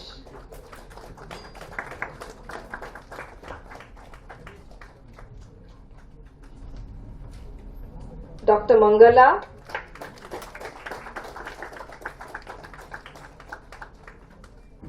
and Dr. M. Shanti.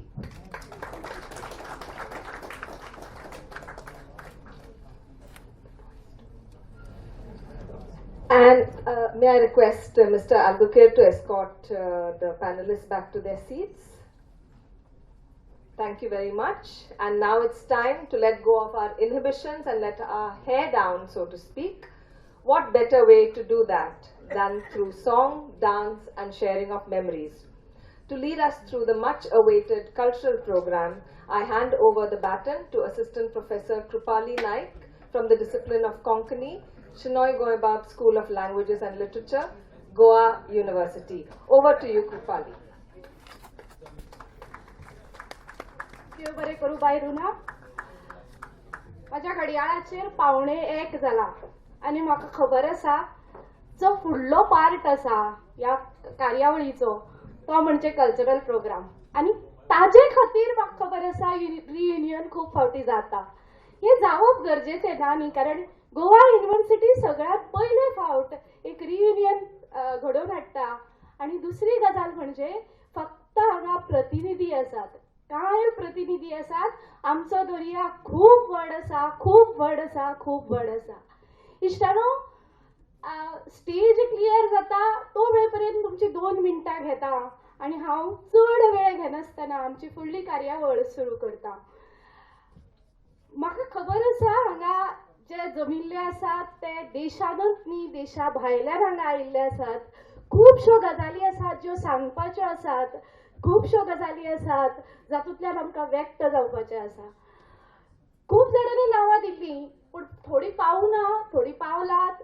आनीकूय म्हाका खबर आसा खूब जाणांक सांगपाचो आसा, पूण तरी आसतना आमी देड म्हणल्यार तुमचो सांगात, मागतात आनी ताज्या नंतर आमकां सुरबूज जेवण आमची वाट भायर पळयता.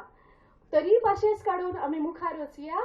आनीक आमचे कडेन म्हाका खबर आसा तुमच्यो भावना खूब म्हत्वाच्यो, तरी जी हांगा आसात तांचे कडल्यान तुमचे मेरेन कितें तरी वचूंक जाय अशें आमकां दिसलें आनी आमी हांगा कांय डान्स तुमचे खातीर सादर करपाक दवरलात.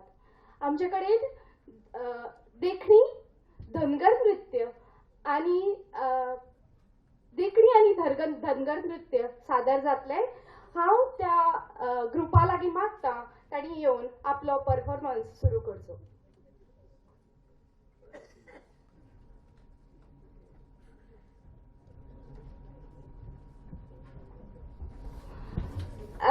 माफ करा, देखणी, धनगर नृत्य आनी गोफ हांगा सादर जातली. तांचे कडेन हांव मागता तांणी बेगिनात बेगीन आपलो परफॉर्मन्स हांगा सुरू करचो.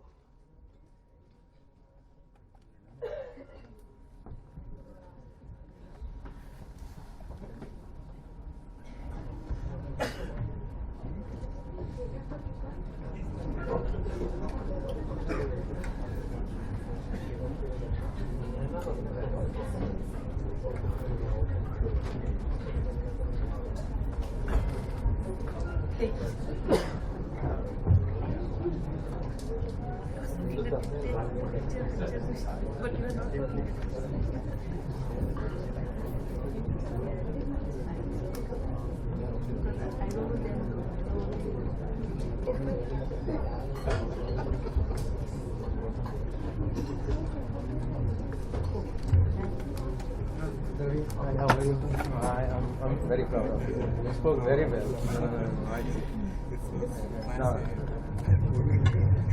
Very proud of you. Exceeded my expectations. You spoke very well. Very well. Thank you.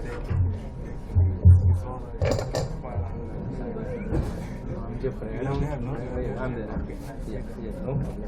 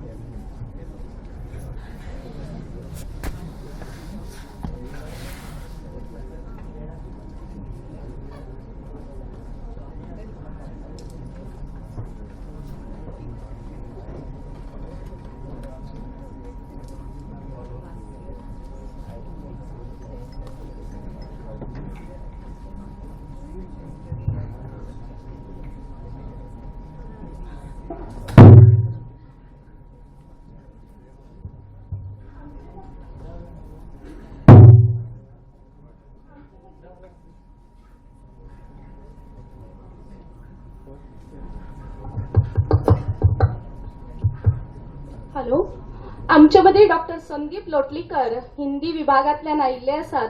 तांचे लागीं मागता तांणी तयार रावचे. वेळ खूप बेगीन वता, ताच्या खातीर आमी थोडे परफॉर्मन्स आनी थोडे तुमच्यो यादी घेवन मुखार वतली.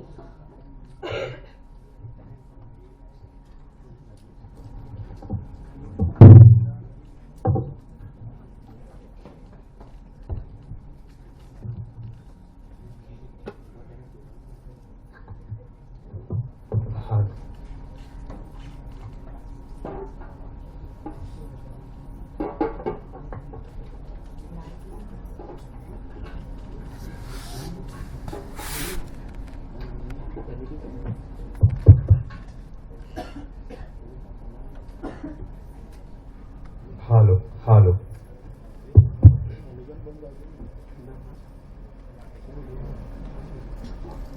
Hello, check. Hello, check.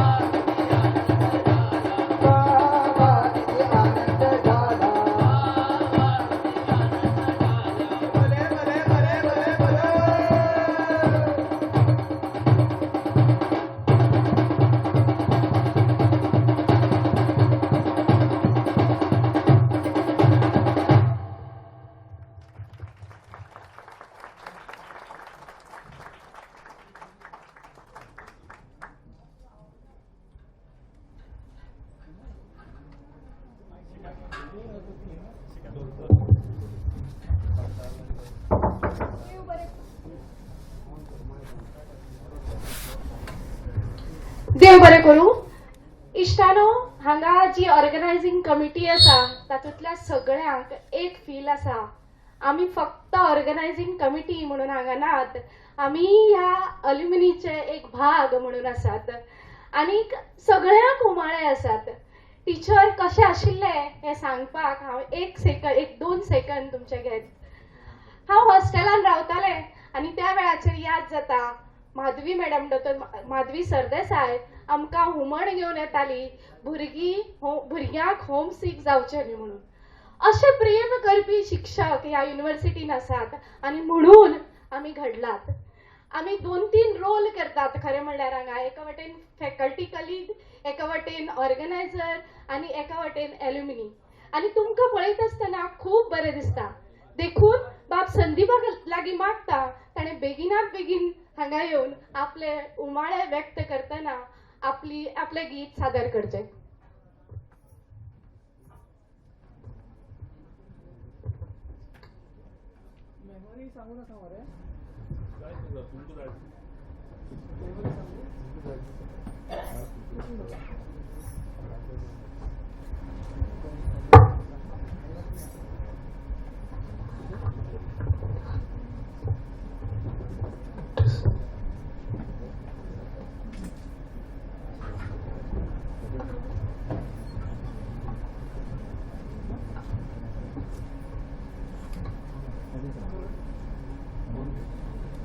Hello, यहाँ पर उपस्थित सभी विद्वज्जनों को मेरा प्रणाम. लगभग 1 बज रहा है और बैठे बैठे एक घटना मुझे याद आई. मुंबई में मैं गया था. चर्चगेट स्टेशन है वहाँ पर, जो मुंबई में गए हैं वे जानते होंगे. और मुंबई के सड़कों पर मैं घूम रहा था.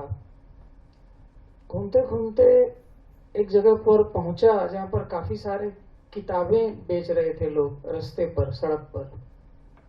एक किताब पर मेरी नजर गई. किताब का शीर्षक बड़ा मौजूद था, शत्रु बनाने के 100 तरीके, हाउ टू मेक एनिमीज.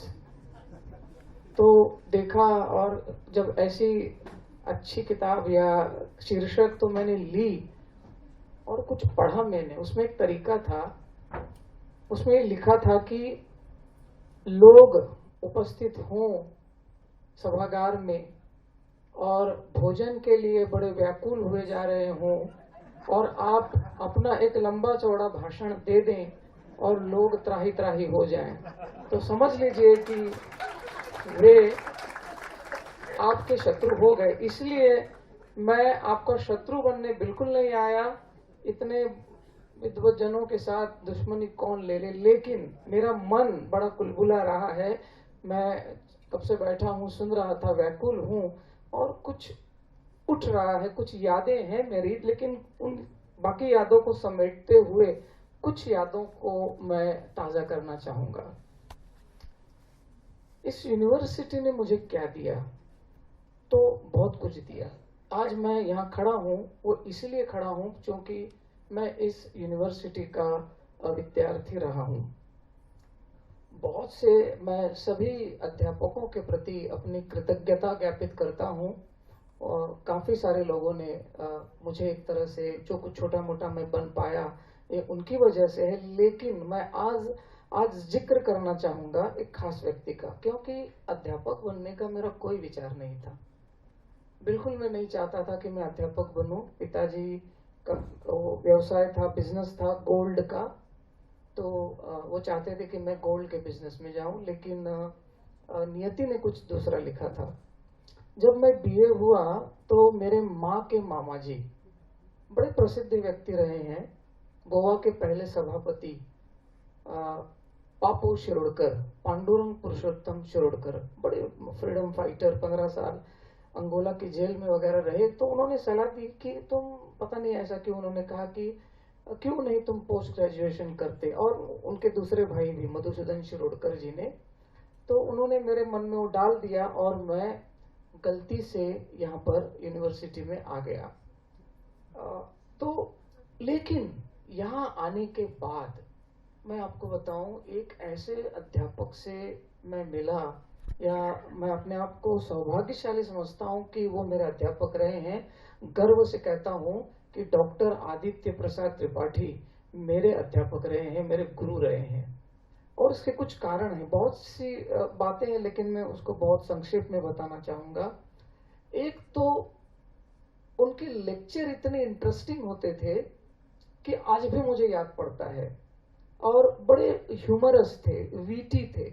जैसे कुछ महिलाओं को बिल्कुल पता होता है कि खाने में कितना नमक डालना है, वैसे ही त्रिपाठी जी को पता था कि कितना ह्यूमरस होना चाहिए, और लेक्चर को वो बहुत अच्छी तरीके से पेश करते थे।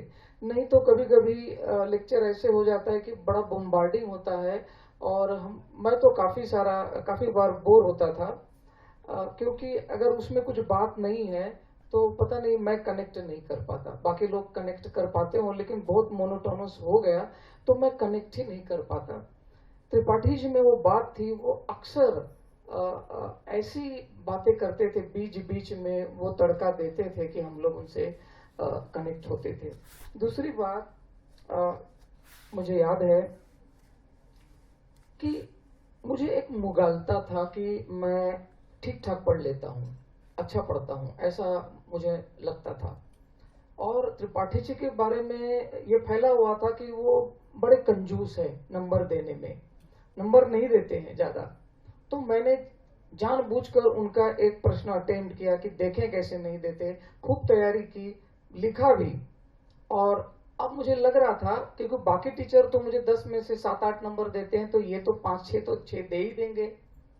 जब पेपर मेरे हाथ में पड़ा, आंसर शीट वो देते थे, तब वो देखकर मैं बड़ा परेशान हो गया। 3 या 4 नंबर दिए थे उन्होंने, और हर पैराग्राफ में ऐसी एक भी जगह नहीं होगी जहां उन्होंने लाल लाल गोला न बनाया हो। हर लाइन में एक गोला, हर लाइन में एक गोला, हर लाइन में एक गोला। तब मेरी आंखें कड़ाक से खुल गई। मैं गलतियां छोटी छोटी करता था, जैसे कि नहीं शब्द है, नहीं के ऊपर बिंदी देनी है, वो मैं नहीं देता था तो नहीं लिखता था। या मे शब्द है, मे के ऊपर बिंदी देनी है, मैं नहीं देता था। या वर्षों के ऊपर वो पॉइंट होता है, ये मैं नहीं देता था। आदित्य प्रसाद त्रिपाठी जी वो शख्स थे जिन्होंने इतने गोले मुझे दिए, और तब मुझे समझ में आया कि इस तरह से लिखा जाता है और इस तरह से बारीकी से हम लोगों को भाषा का अध्ययन करना चाहिए।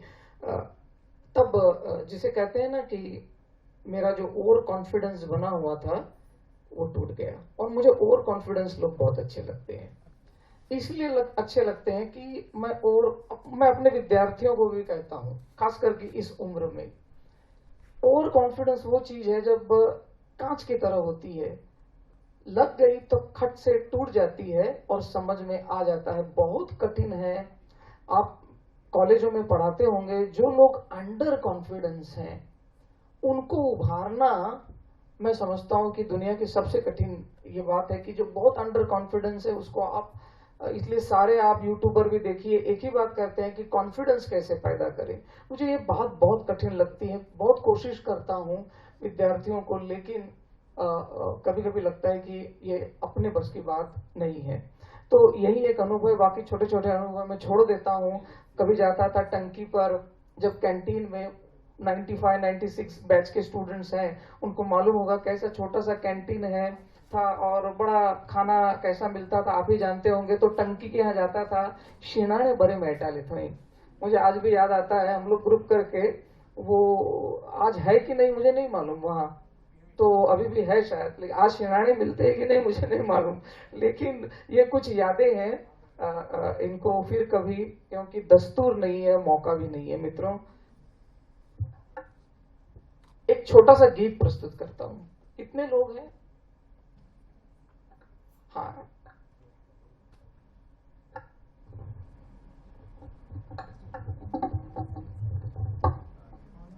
मुखिया तर पर गाता हूं मैं कभी कभी।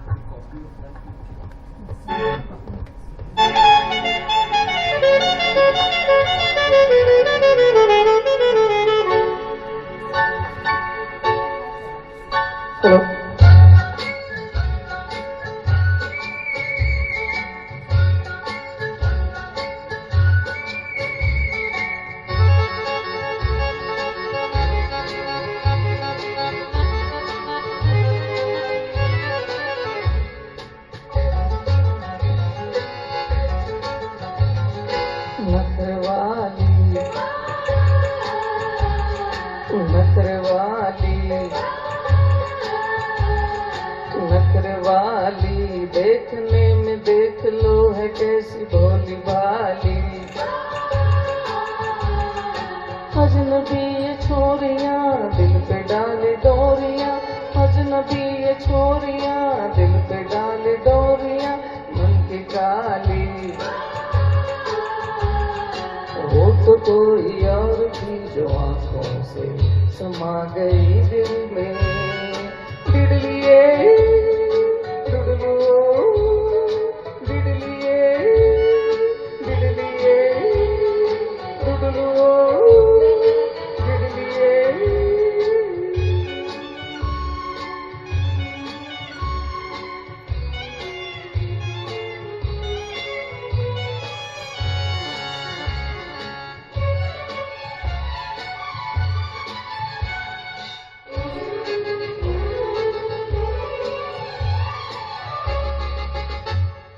बेरहम बेवफा अपना कुछ अता पता बता तो दे। ओ बेरहम बेचली बेबसी कुछ तो कम हो फिर से मुस्कुरा तो दे। ओ बेरहम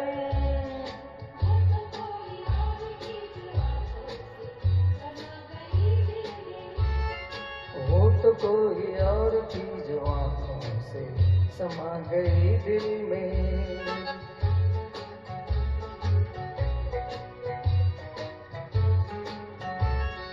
डिडलिए डुडलुओ डिडलिए डिडलिए डुडलुओ डिडलिए डिडलिए डुडलुओ डिडलिए डिडलिए डुडलुओ डिडलिए। Thank you. थँक्यू संदीप. वेळ जरी वता असलो तरी तुम्ही रमतात हे आमकां कळटा. वेळ जरी वता असलो तुम्ही रमतात हे आमकां कळटा. शिक्षकाचे ऋण आमचेर खूब आसा हेंवूय आमकां कळटा. सगळ्या एल्युमिनी असोसिएशनाक प्राऊड करपी एक गजाल 22 डिसेंबराक घडली आनी ती म्हणल्यार डॉक्टर प्रकाश पर्येकराक साहित्य अकादमीचो प्रेस्टिजियस अवॉर्ड मेळ्ळो. ते जरी हांगा नासले तरी तांकां ताळयो खावतात अशें म्हाका दिसता आनी तुमच्यो ताळयो तांचे मेरेन पावोवपाचें काम आमी नक्की करतले.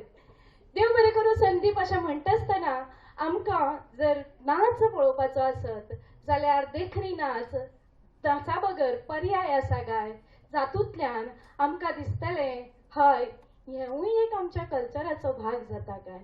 मागता त्या ग्रुपा लागीं की तांणी आपलो देखणी नाच सादर करचो.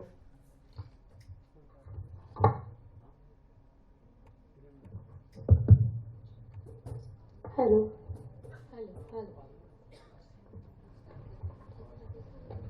Hello check hello check.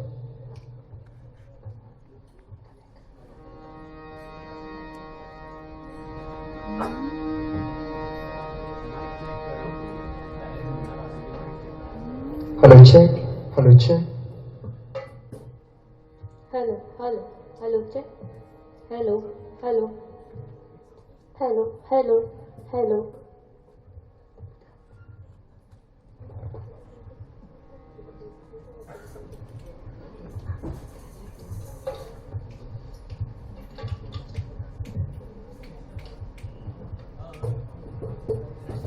Hello hello hello Hello, hello.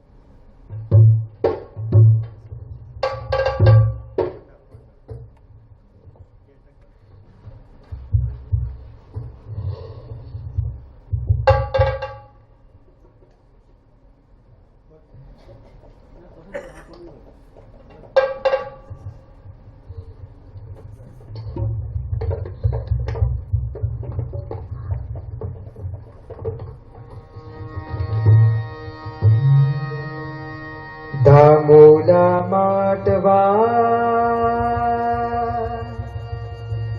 मुझको बाजोता मुझगाच्या ताला कलबत नाचता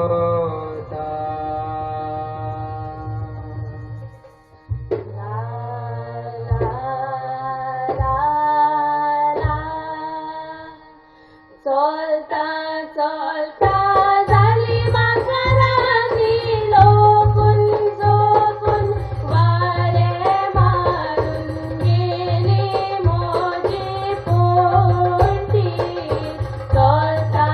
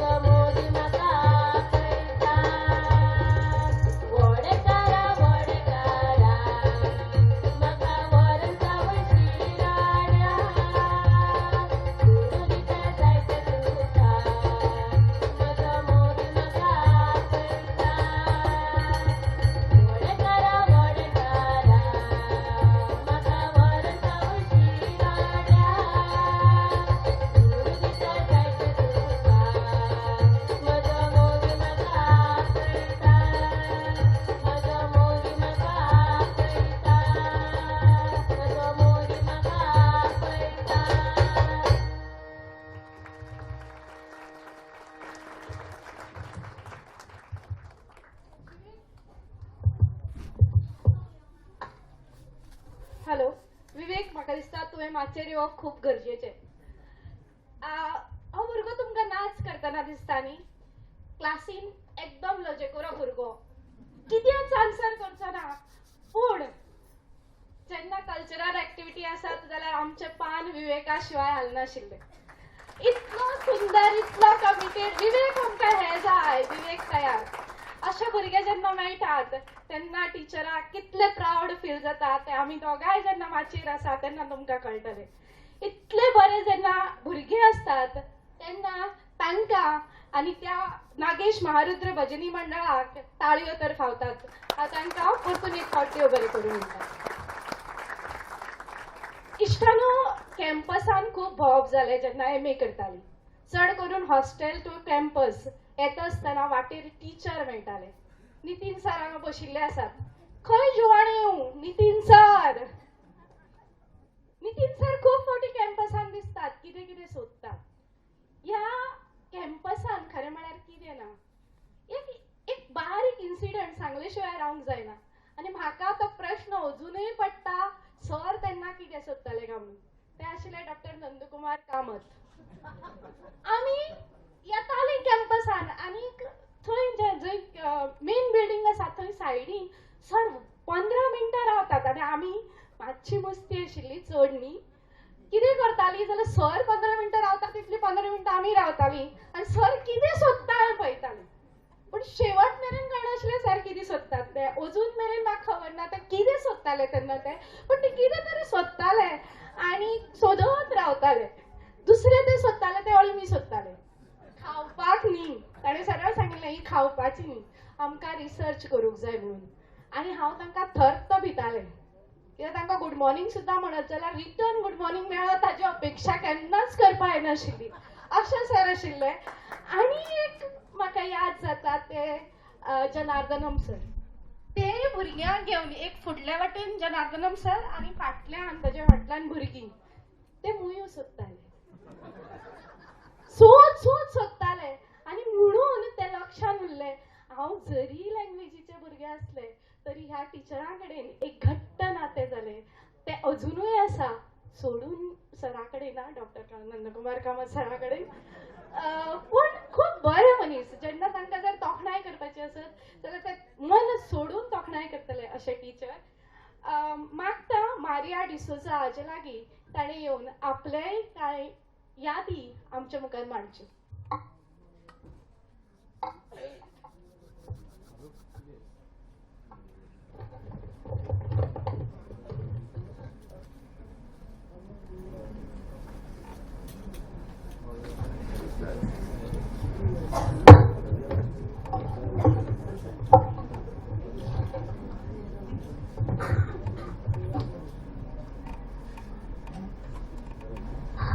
Thank you, ma'am, and thanks for organizing this beautiful cultural activity.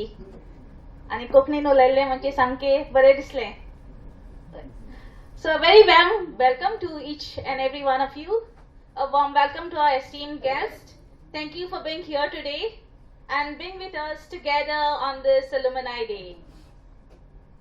I have very beautiful memories here. Spent almost 3 years. Starting with the selection, I was part of the MCA department. So starting with the selection of the MCA to spending 2.5 wonderful years here. We had this faculty, this department, right, MCA department was started in collaboration with IIT Bombay, and they helped the department in selection of the candidates. And our faculty here was top notch.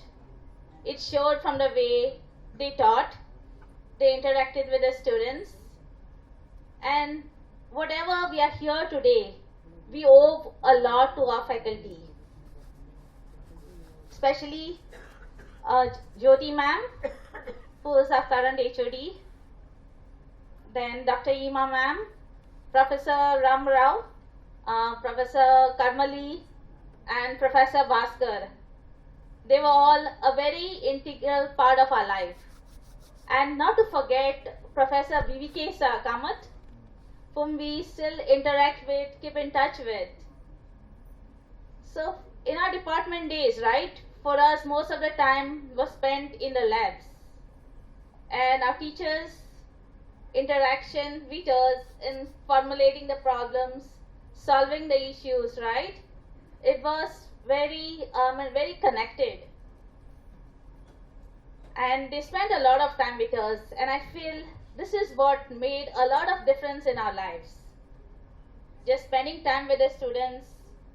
It's not only the projects they used to be talking about, they should be talking about our aspirations, providing us career guidance. And I was selected to do my internship at IIT Mumbai, and for us going out of Goa was a big thing at that time.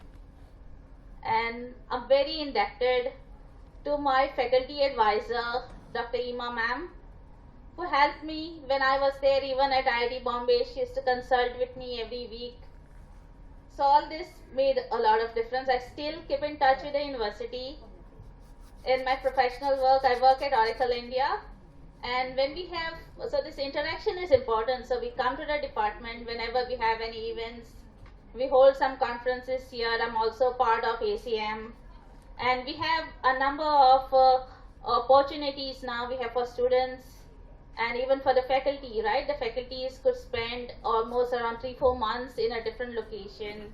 We have programs to learn about the teachings in their universities. We also have programs where faculties from IIT can come over to our Goa University if we invite them. We have this eminent speaker program. So these are some of the programs that we conduct. And I'm happy I'm also part of the internship, the cells that we have in Oracle, where we can give opportunities for students who would like to intern in the industry. Okay, so these are some things we keep in touch with. I would like the alumni, I know we have a lot of students here. We would like to further grow our alumni association and see how we can contribute in one way or the other. Okay, I look forward to working with this university throughout my life. Thank you so much for all you have given me. Thank you, Maria. तुझो सांगात आमकां लाभतलोच हाजी आमकां पूर्ण खात्री आसा. इश्टानो एक ल्हानसो experience सांगले शिवाय वचूंक येना. आनी खरें सांगपा म्हळ्यार हांव जरी हांगा फॉर्मली उलयना आसत, कंपेर आसत, तरी म्हाज्यो सगळ्यो यादी ज्यो गाठीक आशिल्ल्यो त्यो व्यक्त करता. जुवारेचो पूल मोडिल्लो 2006 आनी that was the first time हांव युनिवर्सिटीन म्हणजे काणकोणच्या भायर येतालें. हांव काणकोणचें आनी काणकोणच्यान भायर येवप म्हणजेच खूब मोठी गजाल आशिल्ली आमकां 2008. आनी 2006 जेन्ना भायर येतालें तेन्ना याद जाता फर्स्ट ISC जाली आनी सकाळी 5:45 भायर सरताले, सांजचे वचपाची गडबड आशिल्ली आनी लास्ट लेक्चर सद्दां बंक करताले. आनी अशा वेळाचेर फर्स्ट टेस्ट जाली आनी माधवी मॅडमीन आपली पेपर दाखयले आनी भुरग्यांक सांगलें हे कृपाली कोण. म्हाका टेन्शन दुसऱ्या दिसा क्लासी येतकीर कृपाली तुका टीचर सोदताली, माधवी मॅडम सोदताली. तिच्या कॅबिना कडेन हांव दपत गेले आनी ती म्हणपा लागली ते तूच. आय वॉज लायक ही अशें कितें म्हणटा म्हणून. म्हाका हायेस्ट मार्क्स पडिल्ले आयुश्यान. म्हाज्या आयुश्यान ते हायेस्ट मार्क आशिल्ले आनी ती इतली खूश आशिल्ली की लिंग्विस्टिक्साचो पेपर एखाद्या भुरग्या इतलो बरो बरोवंक शकता म्हणून. आनी फुडें तो मोग इतलो वाडत गेलो की केन्ना तिच्या फ्लॅटाची चावी म्हज्या बॅगान पावली. आनीक ती अजुनूय म्हजे कडेन आसा. तुका जाय तेन्ना तूं जर मडगांव उरता आसत जाल्यार तो फ्लॅट तुका उक्तो आसा, ते दार तुका उक्ते आसा म्हणून अजुनूय सांगता. ह्यो यादी खूब गोड आसात, ह्यो यादी खूब मायेस्त आसात. अश्योच यादी जरी नासल्यो तरी एक नाच घेवन येता बाय वेदा देसाय.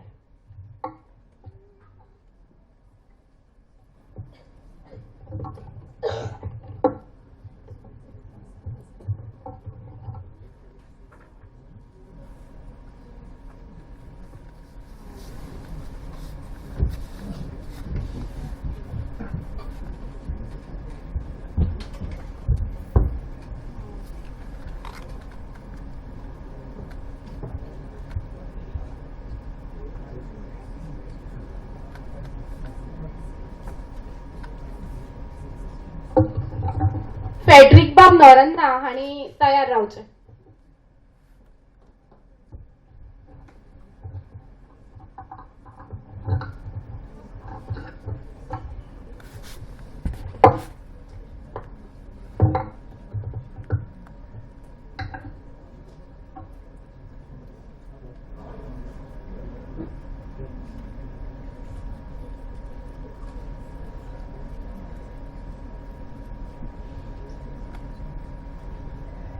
वे कमलेया म्हळ्यार रे पिशा, खऱ्यांनीच युनिव्हर्सिटीच्या मोगान मात पिशेच लायले. देखून हे पद म्हज्या मोगाळ युनिव्हर्सिटी खातीर.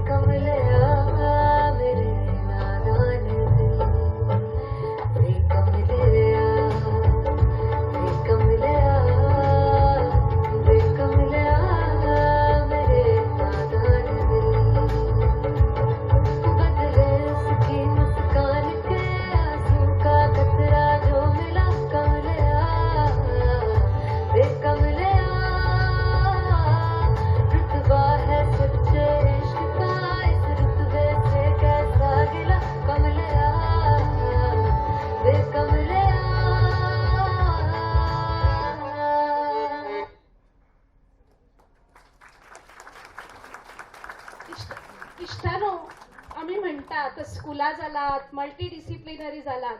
हाचे ज्वलंत उदाहरण म्हणजे वेदा. वेदा बॉटनीचे भुरगे, हय बॉटनीचे भुरगे, पूण वेदा पावता कोंकणी डिसिप्लिनान फिल्म एडिटींग करपाक आनी थंयच्यान एका फिल्मान आपलो रोल करता. म्हणजेच आमी खरीच मल्टी डिसिप्लिनरी जातात. आनी ताकाच लागून वेदाक म्हाका दिसता परत एक फावटी ताळयो फावतात. इश्टानो, गोंयांतली एकमेव विद्यापीठ आनी तेवूय फक्त विद्यापीठ न्हय, तळागाळांतल्या लोकां खातीर शिकपाचें सर्वोच्च स्थान घेवपाचें एक स्थान म्हणून पेडणेच्यान काणकोण मेरेन आनी सत्तरीच्यान धारबांदोडे मेरेन सगळे लोक हांगा येतात. कितलेशेच जाण आसतले जांचे पयले जनरेशन MA करपी आसतले, तातूंतले हांव एक. म्हज्या गांवांतले पयले MA करपी चली. म्हणजे चिंतूंक शकतात तुमी ह्या युनिव्हर्सिटीन गोंयान कितें दिलां तें. आमकां अजून वाट चलची आसा, खूब वाट चलची आसा. जी युनिव्हर्सिटी 2 खुर्च्यो नात, बसपाक जागो ना अशें म्हणून सुरू जाल्ली गोवा मेडिकल कॉलेजीन, ती आयज आपल्यो व्यवस्थीत स्कुलाच्यो बिल्डिंगो घेवन फुडें वचत आसा. इतली ग्रोथ आमी केला, हाचे खातीर ताळयो फावनात काय? आमची भुरगीं US येतात हे सांगपाक म्हाका आवडटा. आमची भुरगीं एब्रॉड पावलात हे सांगपाकय आमकां आवडटा. इतलो मोग आनी इतले मायपास तुमचे आमचे मदीं आसात म्हणून ही युनिव्हर्सिटीची ग्रोथ जाता अशें म्हाका दिसता. मागता डॉक्टर फेडरिक नोरोन्हा हांचे लागीं तांणी आपले उमाळे व्यक्त करचे.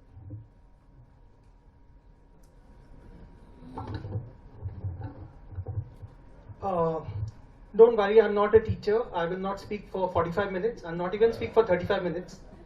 Just a joke. I have a lot of respect for my teachers. My claim to fame is based on antiquity. So I was here in 1985 when the university just started. And we walked into this office and it was so easy to get admission. It was probably easier to get admission than sending a registered letter. Just joking. But it was a great place. I remember we had the blue bus, the big blue bus, which was driven by Assis. And we had a newsletter called Bridges because, as someone mentioned, the Mandovi Bridge had broken down. This was before the Zuari Bridge. So we had a newsletter called Bridges. And one thing, I just would like to make 2 suggestions if it's acceptable. In those days, it was very easy to get into the university. And a whole lot of people got in, they were teachers. I'm talking about the arts faculty, this is not for science. So the teachers there used to manage to come to class in the afternoons because the sessions were just between 3 and 6. And that too not every day of the week. I know there are issues of standards and quality and all that, but my humble request is if the university can be more accessible to students, it would really open up access to education in a bigger way in the state. So I used to manage to adjust a few of my shifts, and I could do my 2 years of my MA.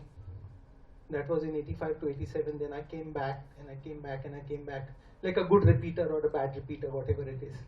And that was one point. The other point is that as far as the alumni goes, it's going to be hard to attract people to come back because very few feel a sense of gratitude and belonging. For many, it's just over after the studies are over. There's no connection left, and they don't feel gratitude. Unfortunately, I know schools which we are part of, which have been struggling for the last 30 years to build up the alumni, and it's still taking time to bring everything together. The other suggestion I have to the university is that, at least in some departments like English, we are struggling to get PhD guides. So many of the younger students who need a guide cannot get some. So if the university can do something, I know there are UGC regulations and there are a whole lot of things that cannot be sorted out so easily, but if something could be done, maybe in terms of alumni, professors, emeritus professors or whatever, that, because see, the English department, all those who joined in the late 80s, early 90s have all retired altogether almost. And by the time the younger professors get qualified to take on new students, it's going to be time. So we need to somehow fill this lacuna. But I think it's a great effort and it's a great start. Keep on going at it, and sure, one day you'll reach places. One question came up, what about funding? We don't have to focus on funding. We have to focus on building loyalty. The funding is going to come by itself. Late Professor Alito had once mentioned that when he was in the IIT in humanities and social sciences, they would keep track of the alumni by sending them postcards to the houses which they had the last address for, and try to track the alumni that way. And today, if you see all the money coming in into the IITs, it's all from decades of building up loyalty with the institution. And I'm sure that will happen here. Thank you. I would like to tell one point. University has already taken the initiative of PhD guides, and from college, I am one of the PhD guides. So they already have started with it. देव बरे करू Friedrich बाब. आमच्या कडेन येतात नागेश महारुद्र भजनी मंडळाचे कलाकार आपले चप्पई नाच सादर करपाक.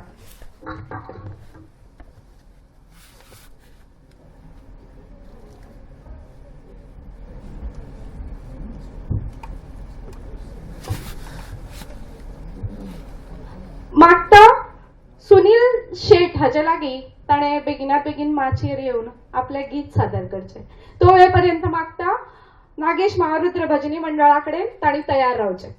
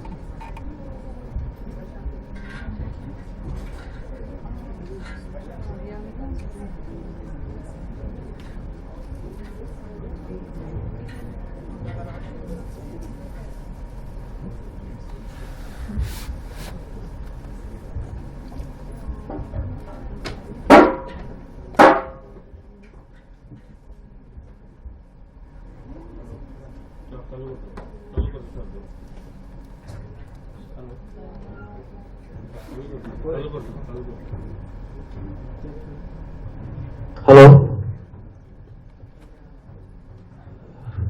I passed out Goa University from Hindi department in 1992.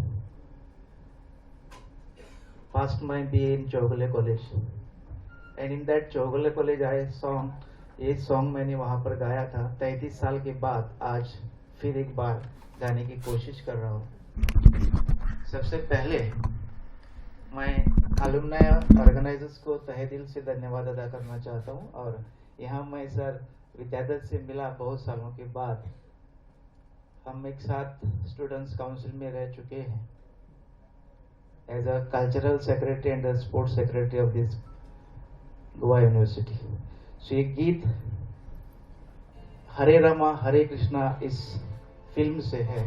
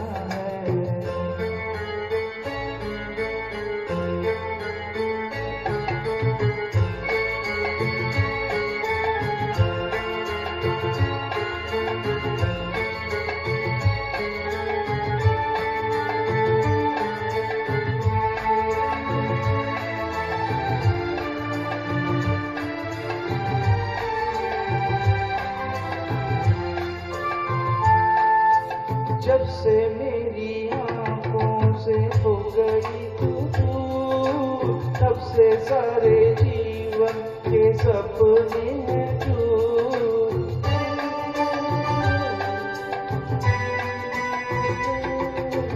जब से मेरी आंखों से हो गई तू दूर, तब से सारे जीवन के सपने हैं दूर. आंखों में नींद ना, मन में चैन है, 1000 में मेरी बहना है. सारी उम्र हमें संग रहना है, फूलों का तारों का सबका कहना है.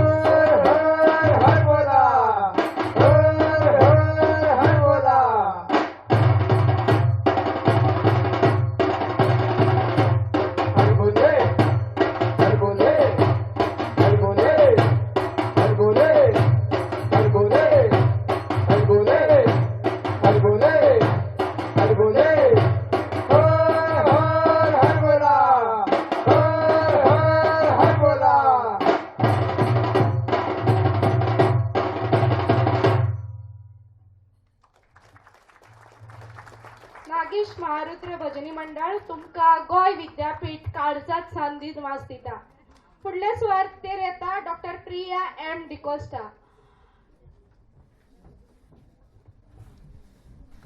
संपदा सावंत हांचे लागीं मागतात आनी बेगिनात बेगीन तयार रावचे.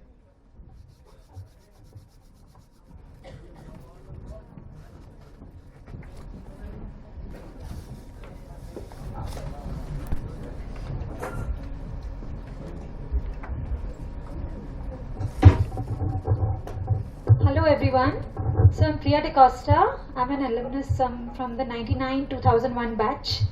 So when I was filling the application form, I realized I belonged to a time far, far back because it was the second in the drop-down arrow, the year.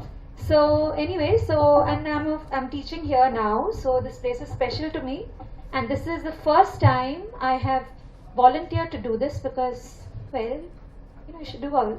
I wanted to do this for a long time, but I've been too nervous, etc. even as a student. So now this is the first time I'm doing this. I don't have accompanying music. I have never done karaoke or anything. So I'm just going to start and do my best. I'm singing a Konkani song, Mogana Song Bore. Okay? So yeah, so I'll improvise. La la la la la la. La la la la la la. La la la la la la. La la la la la la. Mogana sobore. Jivit sukhi khore. Shitol gaiche vare. Kalsana stapure. Borya mogat sofo. Amka ditolo dio. Fula satatmo. Podon molbat sodo. Nodoram chil podon. Sukri geli udon. Niste poita budon. Nirmonai godon. Utkache marun lar. Ugodle mogache dar. Mogatso golyanthar. Pois porcintat soba. La la la la la la. La la la la la la. Fulan soboita ba. Mogani voitara. Mogatso kalsakda. Tosotsurum toma. Mogan budla kalis. Lagodolyan chivis. Moktuso kelanis. Zalia puro feliz. La la la la la la. La la la la la. Thank you. Thank you, ma'am. खबर आसा घडयाळ फुडें वचत आसा पूण म्हाका हेंय खबर आसा तुमकां सगळ्याक दिसता हो दीस सोंपचो न्हय म्हणून कारण हो आमचो दीस हांगा आमी व्यक्त जातात आनी प्रत्येकल्याक व्यक्त जावपाक संद दिवंक जाय अशेंय दिसता. मागता बाय संपदा सावंता लागीं ताणें आपले उमाळे व्यक्त करचे. Thank you so much. Thank you for this opportunity, giving me a chance here to speak. Actually, I'm Sampada. I belong to Mathematics department. I've done MSc in Mathematics through Goa University in the year 2004. But well, as you know that I won't take much time, don't worry. See, as you all know that right from the beginning, from the school life, mathematics is a little difficult, and the mathematics teachers are very serious in the class. Right from our primary, during my times I'm talking about, not now. Now everyone is friendly. So my teachers, my professors from the university, from mathematics department, they were not that very friendly type. They were very strict, very strict. Yeah. So I remember Prahlad sir, he was HOD, the then HOD, he used to come to the class with his coffee mug. And I'm such a foodie person, right from my childhood. You can look at me and make out that, I'm sure. So, and I used to sit in that classroom, and I used to see to my right was the canteen. I could see that canteen entrance. And the moment sir used to enter, that aroma of that coffee, you know, I am now addicted to that coffee. I used to see, yeah, I don't even remember what he taught, but I remember that coffee mug, because the moment I used to see that coffee mug in his hands, I used to forget what he's teaching, and I used to just feel, oh sir, you please excuse me, let me go into the canteen, I want to have some tea, because I really need a break. So, but I never said those words. I don't know whether now he's there, he's retired. Anyway, that was the thing. And before entering into the university level, I was very fearful, like, I was looking out for support, you know, to come to the Goa University all the way from Lotolim. I'm from Lotolim, by the way, very far the then place, because now it's all highways and connected, buses are there, and we all have bikes, and we are all well to do. But that time, I did not have bike and all. I should travel all the way by buses, crossing 3 buses. So that was a really challenging for me. So my father said, go Sampada, no problem, you will be able to do it. And there is one professor, my father said these words to me, Dr. Tanaji Haldankar. He was the then HOD at Konkani department. Unfortunately, he is no more with us. 19th of October 2020, he left his body. But he was a person due to whom I could step into the university life. Because one day I came with my cousin for some her personal work, and she said, my father had told me, Sampada, there is one professor whom I know, okay? If in case you see him, just hello him and ask him whether he knows me, he is my good friend. And that time I said to my father, I said, Papa, there are so many people in the university, and how will I meet him? Like, how can I, because such a university big campus, no, how is that I will meet him? And even then, if I meet him, I will say hello to him.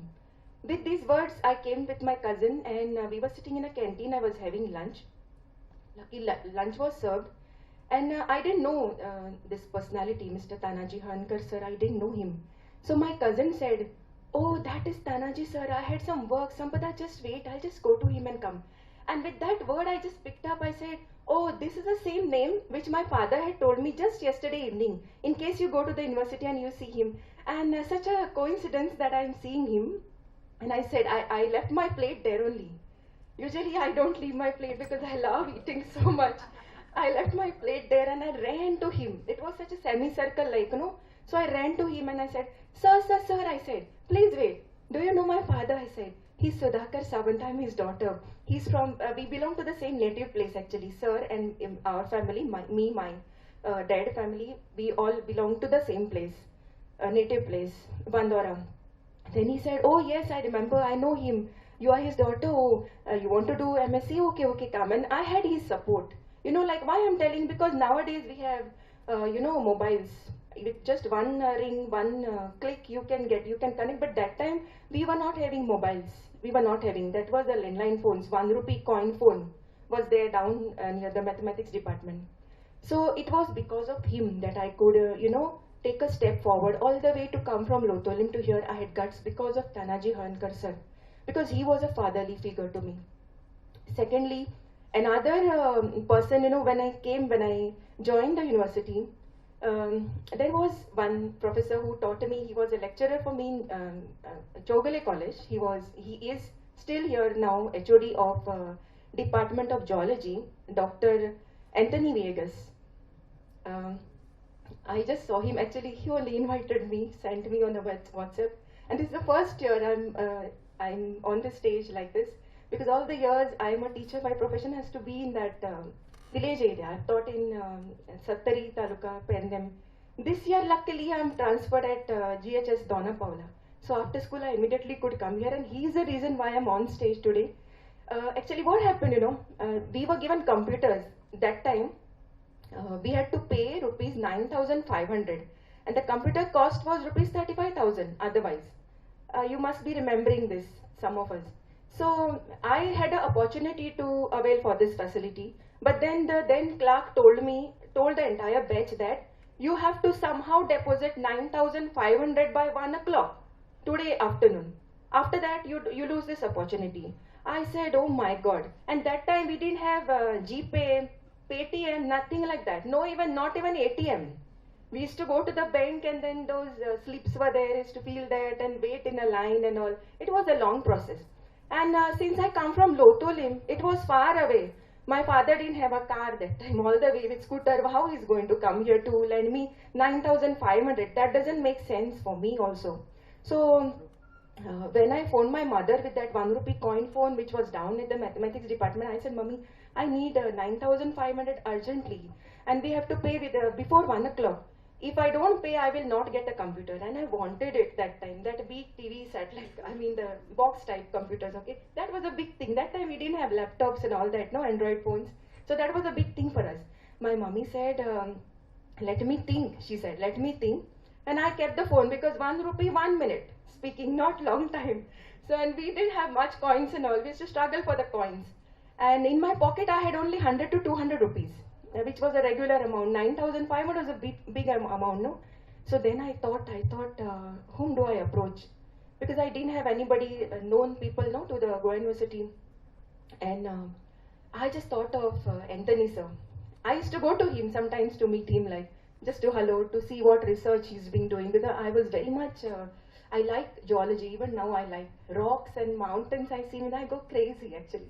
So I went to Anthony sir and I requested him. So I said, I need 9,500 rupees urgently. Can you lend me this much money? And asking for around 9,500 that time is like asking for 50,000 now. Because it was, around 18, 19 years back. And to my surprise, sir didn't even ask me a second question. Sir said, yes, Sampada, let me just go to the bank, State Bank of India, this branch is there, and withdraw the money and hand it over to you. Just wait 5 minutes, okay? And he gave me that money within 5 minutes. Not a single question. I thank you, sir. If you are there in audience, I thank you. And even if you are not there, I'm recording the video just to send it to you, because I'm here today. I was on duty. I'm sorry, I was so full of emotions. And because of those emotions, that gratitude and that attachment is the reason why I'm here. And this is a very nice thing that is started, when I came to register myself, my number was 100, okay? She's looking in the watch here. My number was 100, register number was 100. So the lady told me 100, she said. 100 loudly, she said 100. I thought she's asking me to pay the registration fees, which is 100 rupees. I removed 200 rupees note from my pocket and I said, please stay. She said, why are you paying me?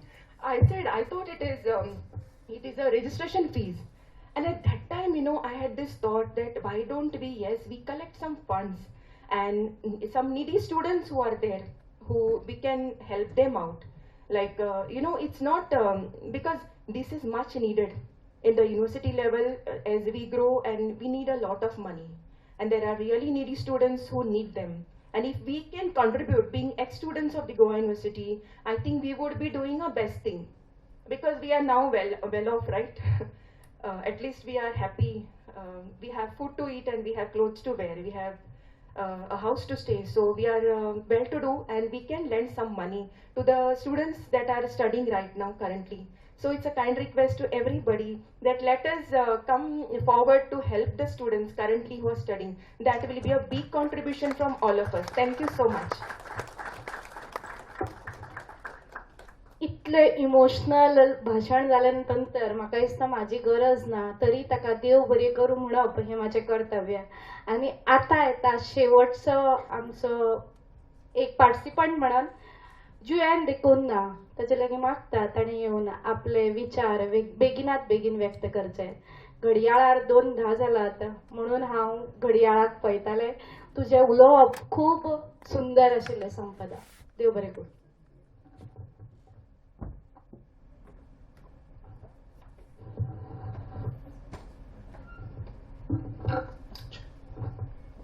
Okay. A very good afternoon to all you present here, fellow alumni and faculty members here at Go University.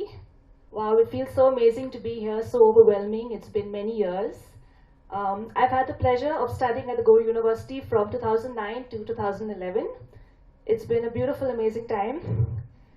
And I recall I just completed my BCom prior to applying here. And this was at Bangalore College. And I was advised by friends and family to pursue a master's in French since I always excelled at this language in school and college. And so yeah, from there's been no turning back. And I'm really glad I took an interest in pursuing this course, and that too at Go University. The campus here is amazing, and I have very fond memories in class and outside. And I really admire and appreciate the sound education system here. I'm blessed to have had amazing teachers like Ma'am Anuradha Wagle, Professor Edith Furtado, and Ma'am Maurice de Lima, who taught me and my batchmates about French linguistics, literature, and so much more with so much dedication and charisma. Wow, it feels like a lifetime ago. And of course, I run out of words to express my gratitude to them and all others who have been part of my journey here at the university. And I truly miss all the activities, cultural programs such as Platonica. I fondly remember taking part in all events like Mr. and Miss Platonica, personality contests, singing contests. Any chance I got to get out of the classroom as well, have fun and meet fellow batchmates and people around the university, I look forward to. And it's so nice to see a lot of you here, and looking forward to meeting more of you. And yeah, I'm privileged to have had the opportunity to have studied here. And this master's degree fills me with pride and confidence, and I'm eternally grateful to my teachers for their support and mentorship. And I'm grateful for my time here at Go University. It really helped to make me a better person, more qualified to take on the world, and I look forward to a lifelong association here. Thank you so much. Have a lovely afternoon. Thank you Jiana. सगळ्याक देव बरें करूं म्हणटा आसतना म्हाका खूब खोस भोगता, कारण इदोळसान हांव जें बडबडटालें, जे तुमी पावतुसा म्हणून मानून घेतले, त्या सगळ्या खातीर देव बरें करूं. आमी फक्त तुमची आनी 5 मिनटां घेतात. ताजे नंतर तुमच्या खातीर जेवण भायर रावलां हें खबर आसा. फक्त 5 मिनटां भितर आमी क्लोजिंग सेरेमनी सोंपयतात. तुमी इतले पयसल्ल्यान आयलात, तुमकां देव बरें करूं फॉर्मली म्हणले शिवाय आमच्यांनी रावंक जायना. आमकां खबर आसा आमी तुमच्या रिणान आसात, आनी त्या रिणानच रावपाक आमकां आवडटा, तरी एक फॉर्मलदाद करूंकूच जाय म्हणून ती करतात. हांव मागता डॉक्टर नारायण आनी डॉक्टर पिंकी हांचे लागीं तांणी मुखावेली सुत्रां हातांत घेवची. देव बरें करूं.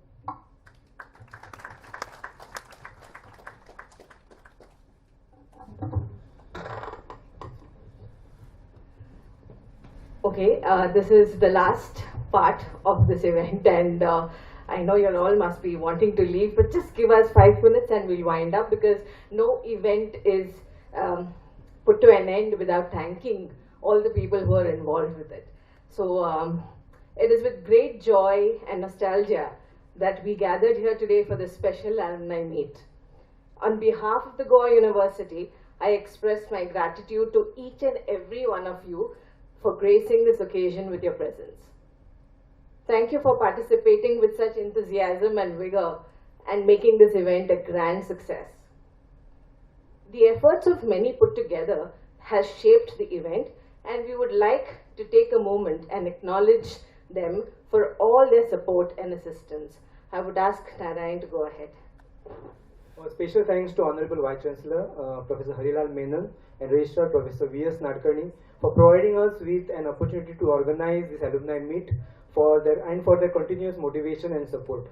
We thank all the members of Managing Committee of Goa University Alumni Association for their active support since planning to execution stage of this event. To further strengthen our alumni association, we kindly request all the alumni to become members of the association. You may do this registration at the registration desk. Also, our special thanks to advisory committee, which includes Professor Sundar Duri, Dr. Rupesh Patre, Dr. Arvind Haldankar, Dr. Harip Khanapuri, Dr. Anthony Viekas, and Dr. Alaknanda Shringare for their active guidance and valuable suggestions during the organization of this event. This event would not have been in its present form without our team's dedicated efforts, and please allow me to take name of each one of them. We thank Dr. Delisha Barreto, Ms. Dyuti Mapari, Ms. Divya Parmar, Ms. Sonia Gadkar, Ms. Sapna, and Ms. Gauri Mapari for making the registration process seamlessly easy and convenient for alumni and faculty. Our compares, Ms. Runa Menezes and Ms. Kripali Naik. We thank Dr. Marlon Sequeira, Dr. Rupesh Kunkalkar, Dr. Aniket Gaukar, Ms. Rajvi Naik, Mr. Ravji Gaukar, Dr. Prachi Kolamkar, Dr. Rupali Bhandari, Ms. Novelty Volvoikar for taking care of all venue logistic requirements. We thank Mr. Kevin D'Souza, Mr. Mahesh Mahekar, and Mr. Sadanand Gaukar for managing the food and related logistics, which we are eagerly waiting for. We thank Dr. Hemant Ayya for meticulously preparing alumni performances and schedule by interacting with the alumni. The video which you saw, Nostalgia, was prepared by our student Satesh Khandeparkar in coordination with Ms. Teja Dichorkar. We thank them. We thank Sri Nagesh Maharudra Bhajani Mandal, which has many of our alumni for wonderful cultural performance. We also thank Vinay from Gaon's sound system for providing the sound and the light system. We thank student volunteers, including the students who sang the welcome song, for assisting us in smooth organization of this event, especially Rudresh, the General Secretary of Goa University Student Council, for coordinating with us. Our sincere thanks to Assistant Registrar Public Relations, Mr. Shashikant Moraskar, for all the administrative support, and Dean School of Chemical Sciences, Professor Vedekar sir, for providing us with the auditorium and all other infrastructure facilities. Also, our sincere thanks to non-teaching staff, housekeeping staff, and faculty members of Goa University. Finally, thank you everyone for being part of this event. Thank you.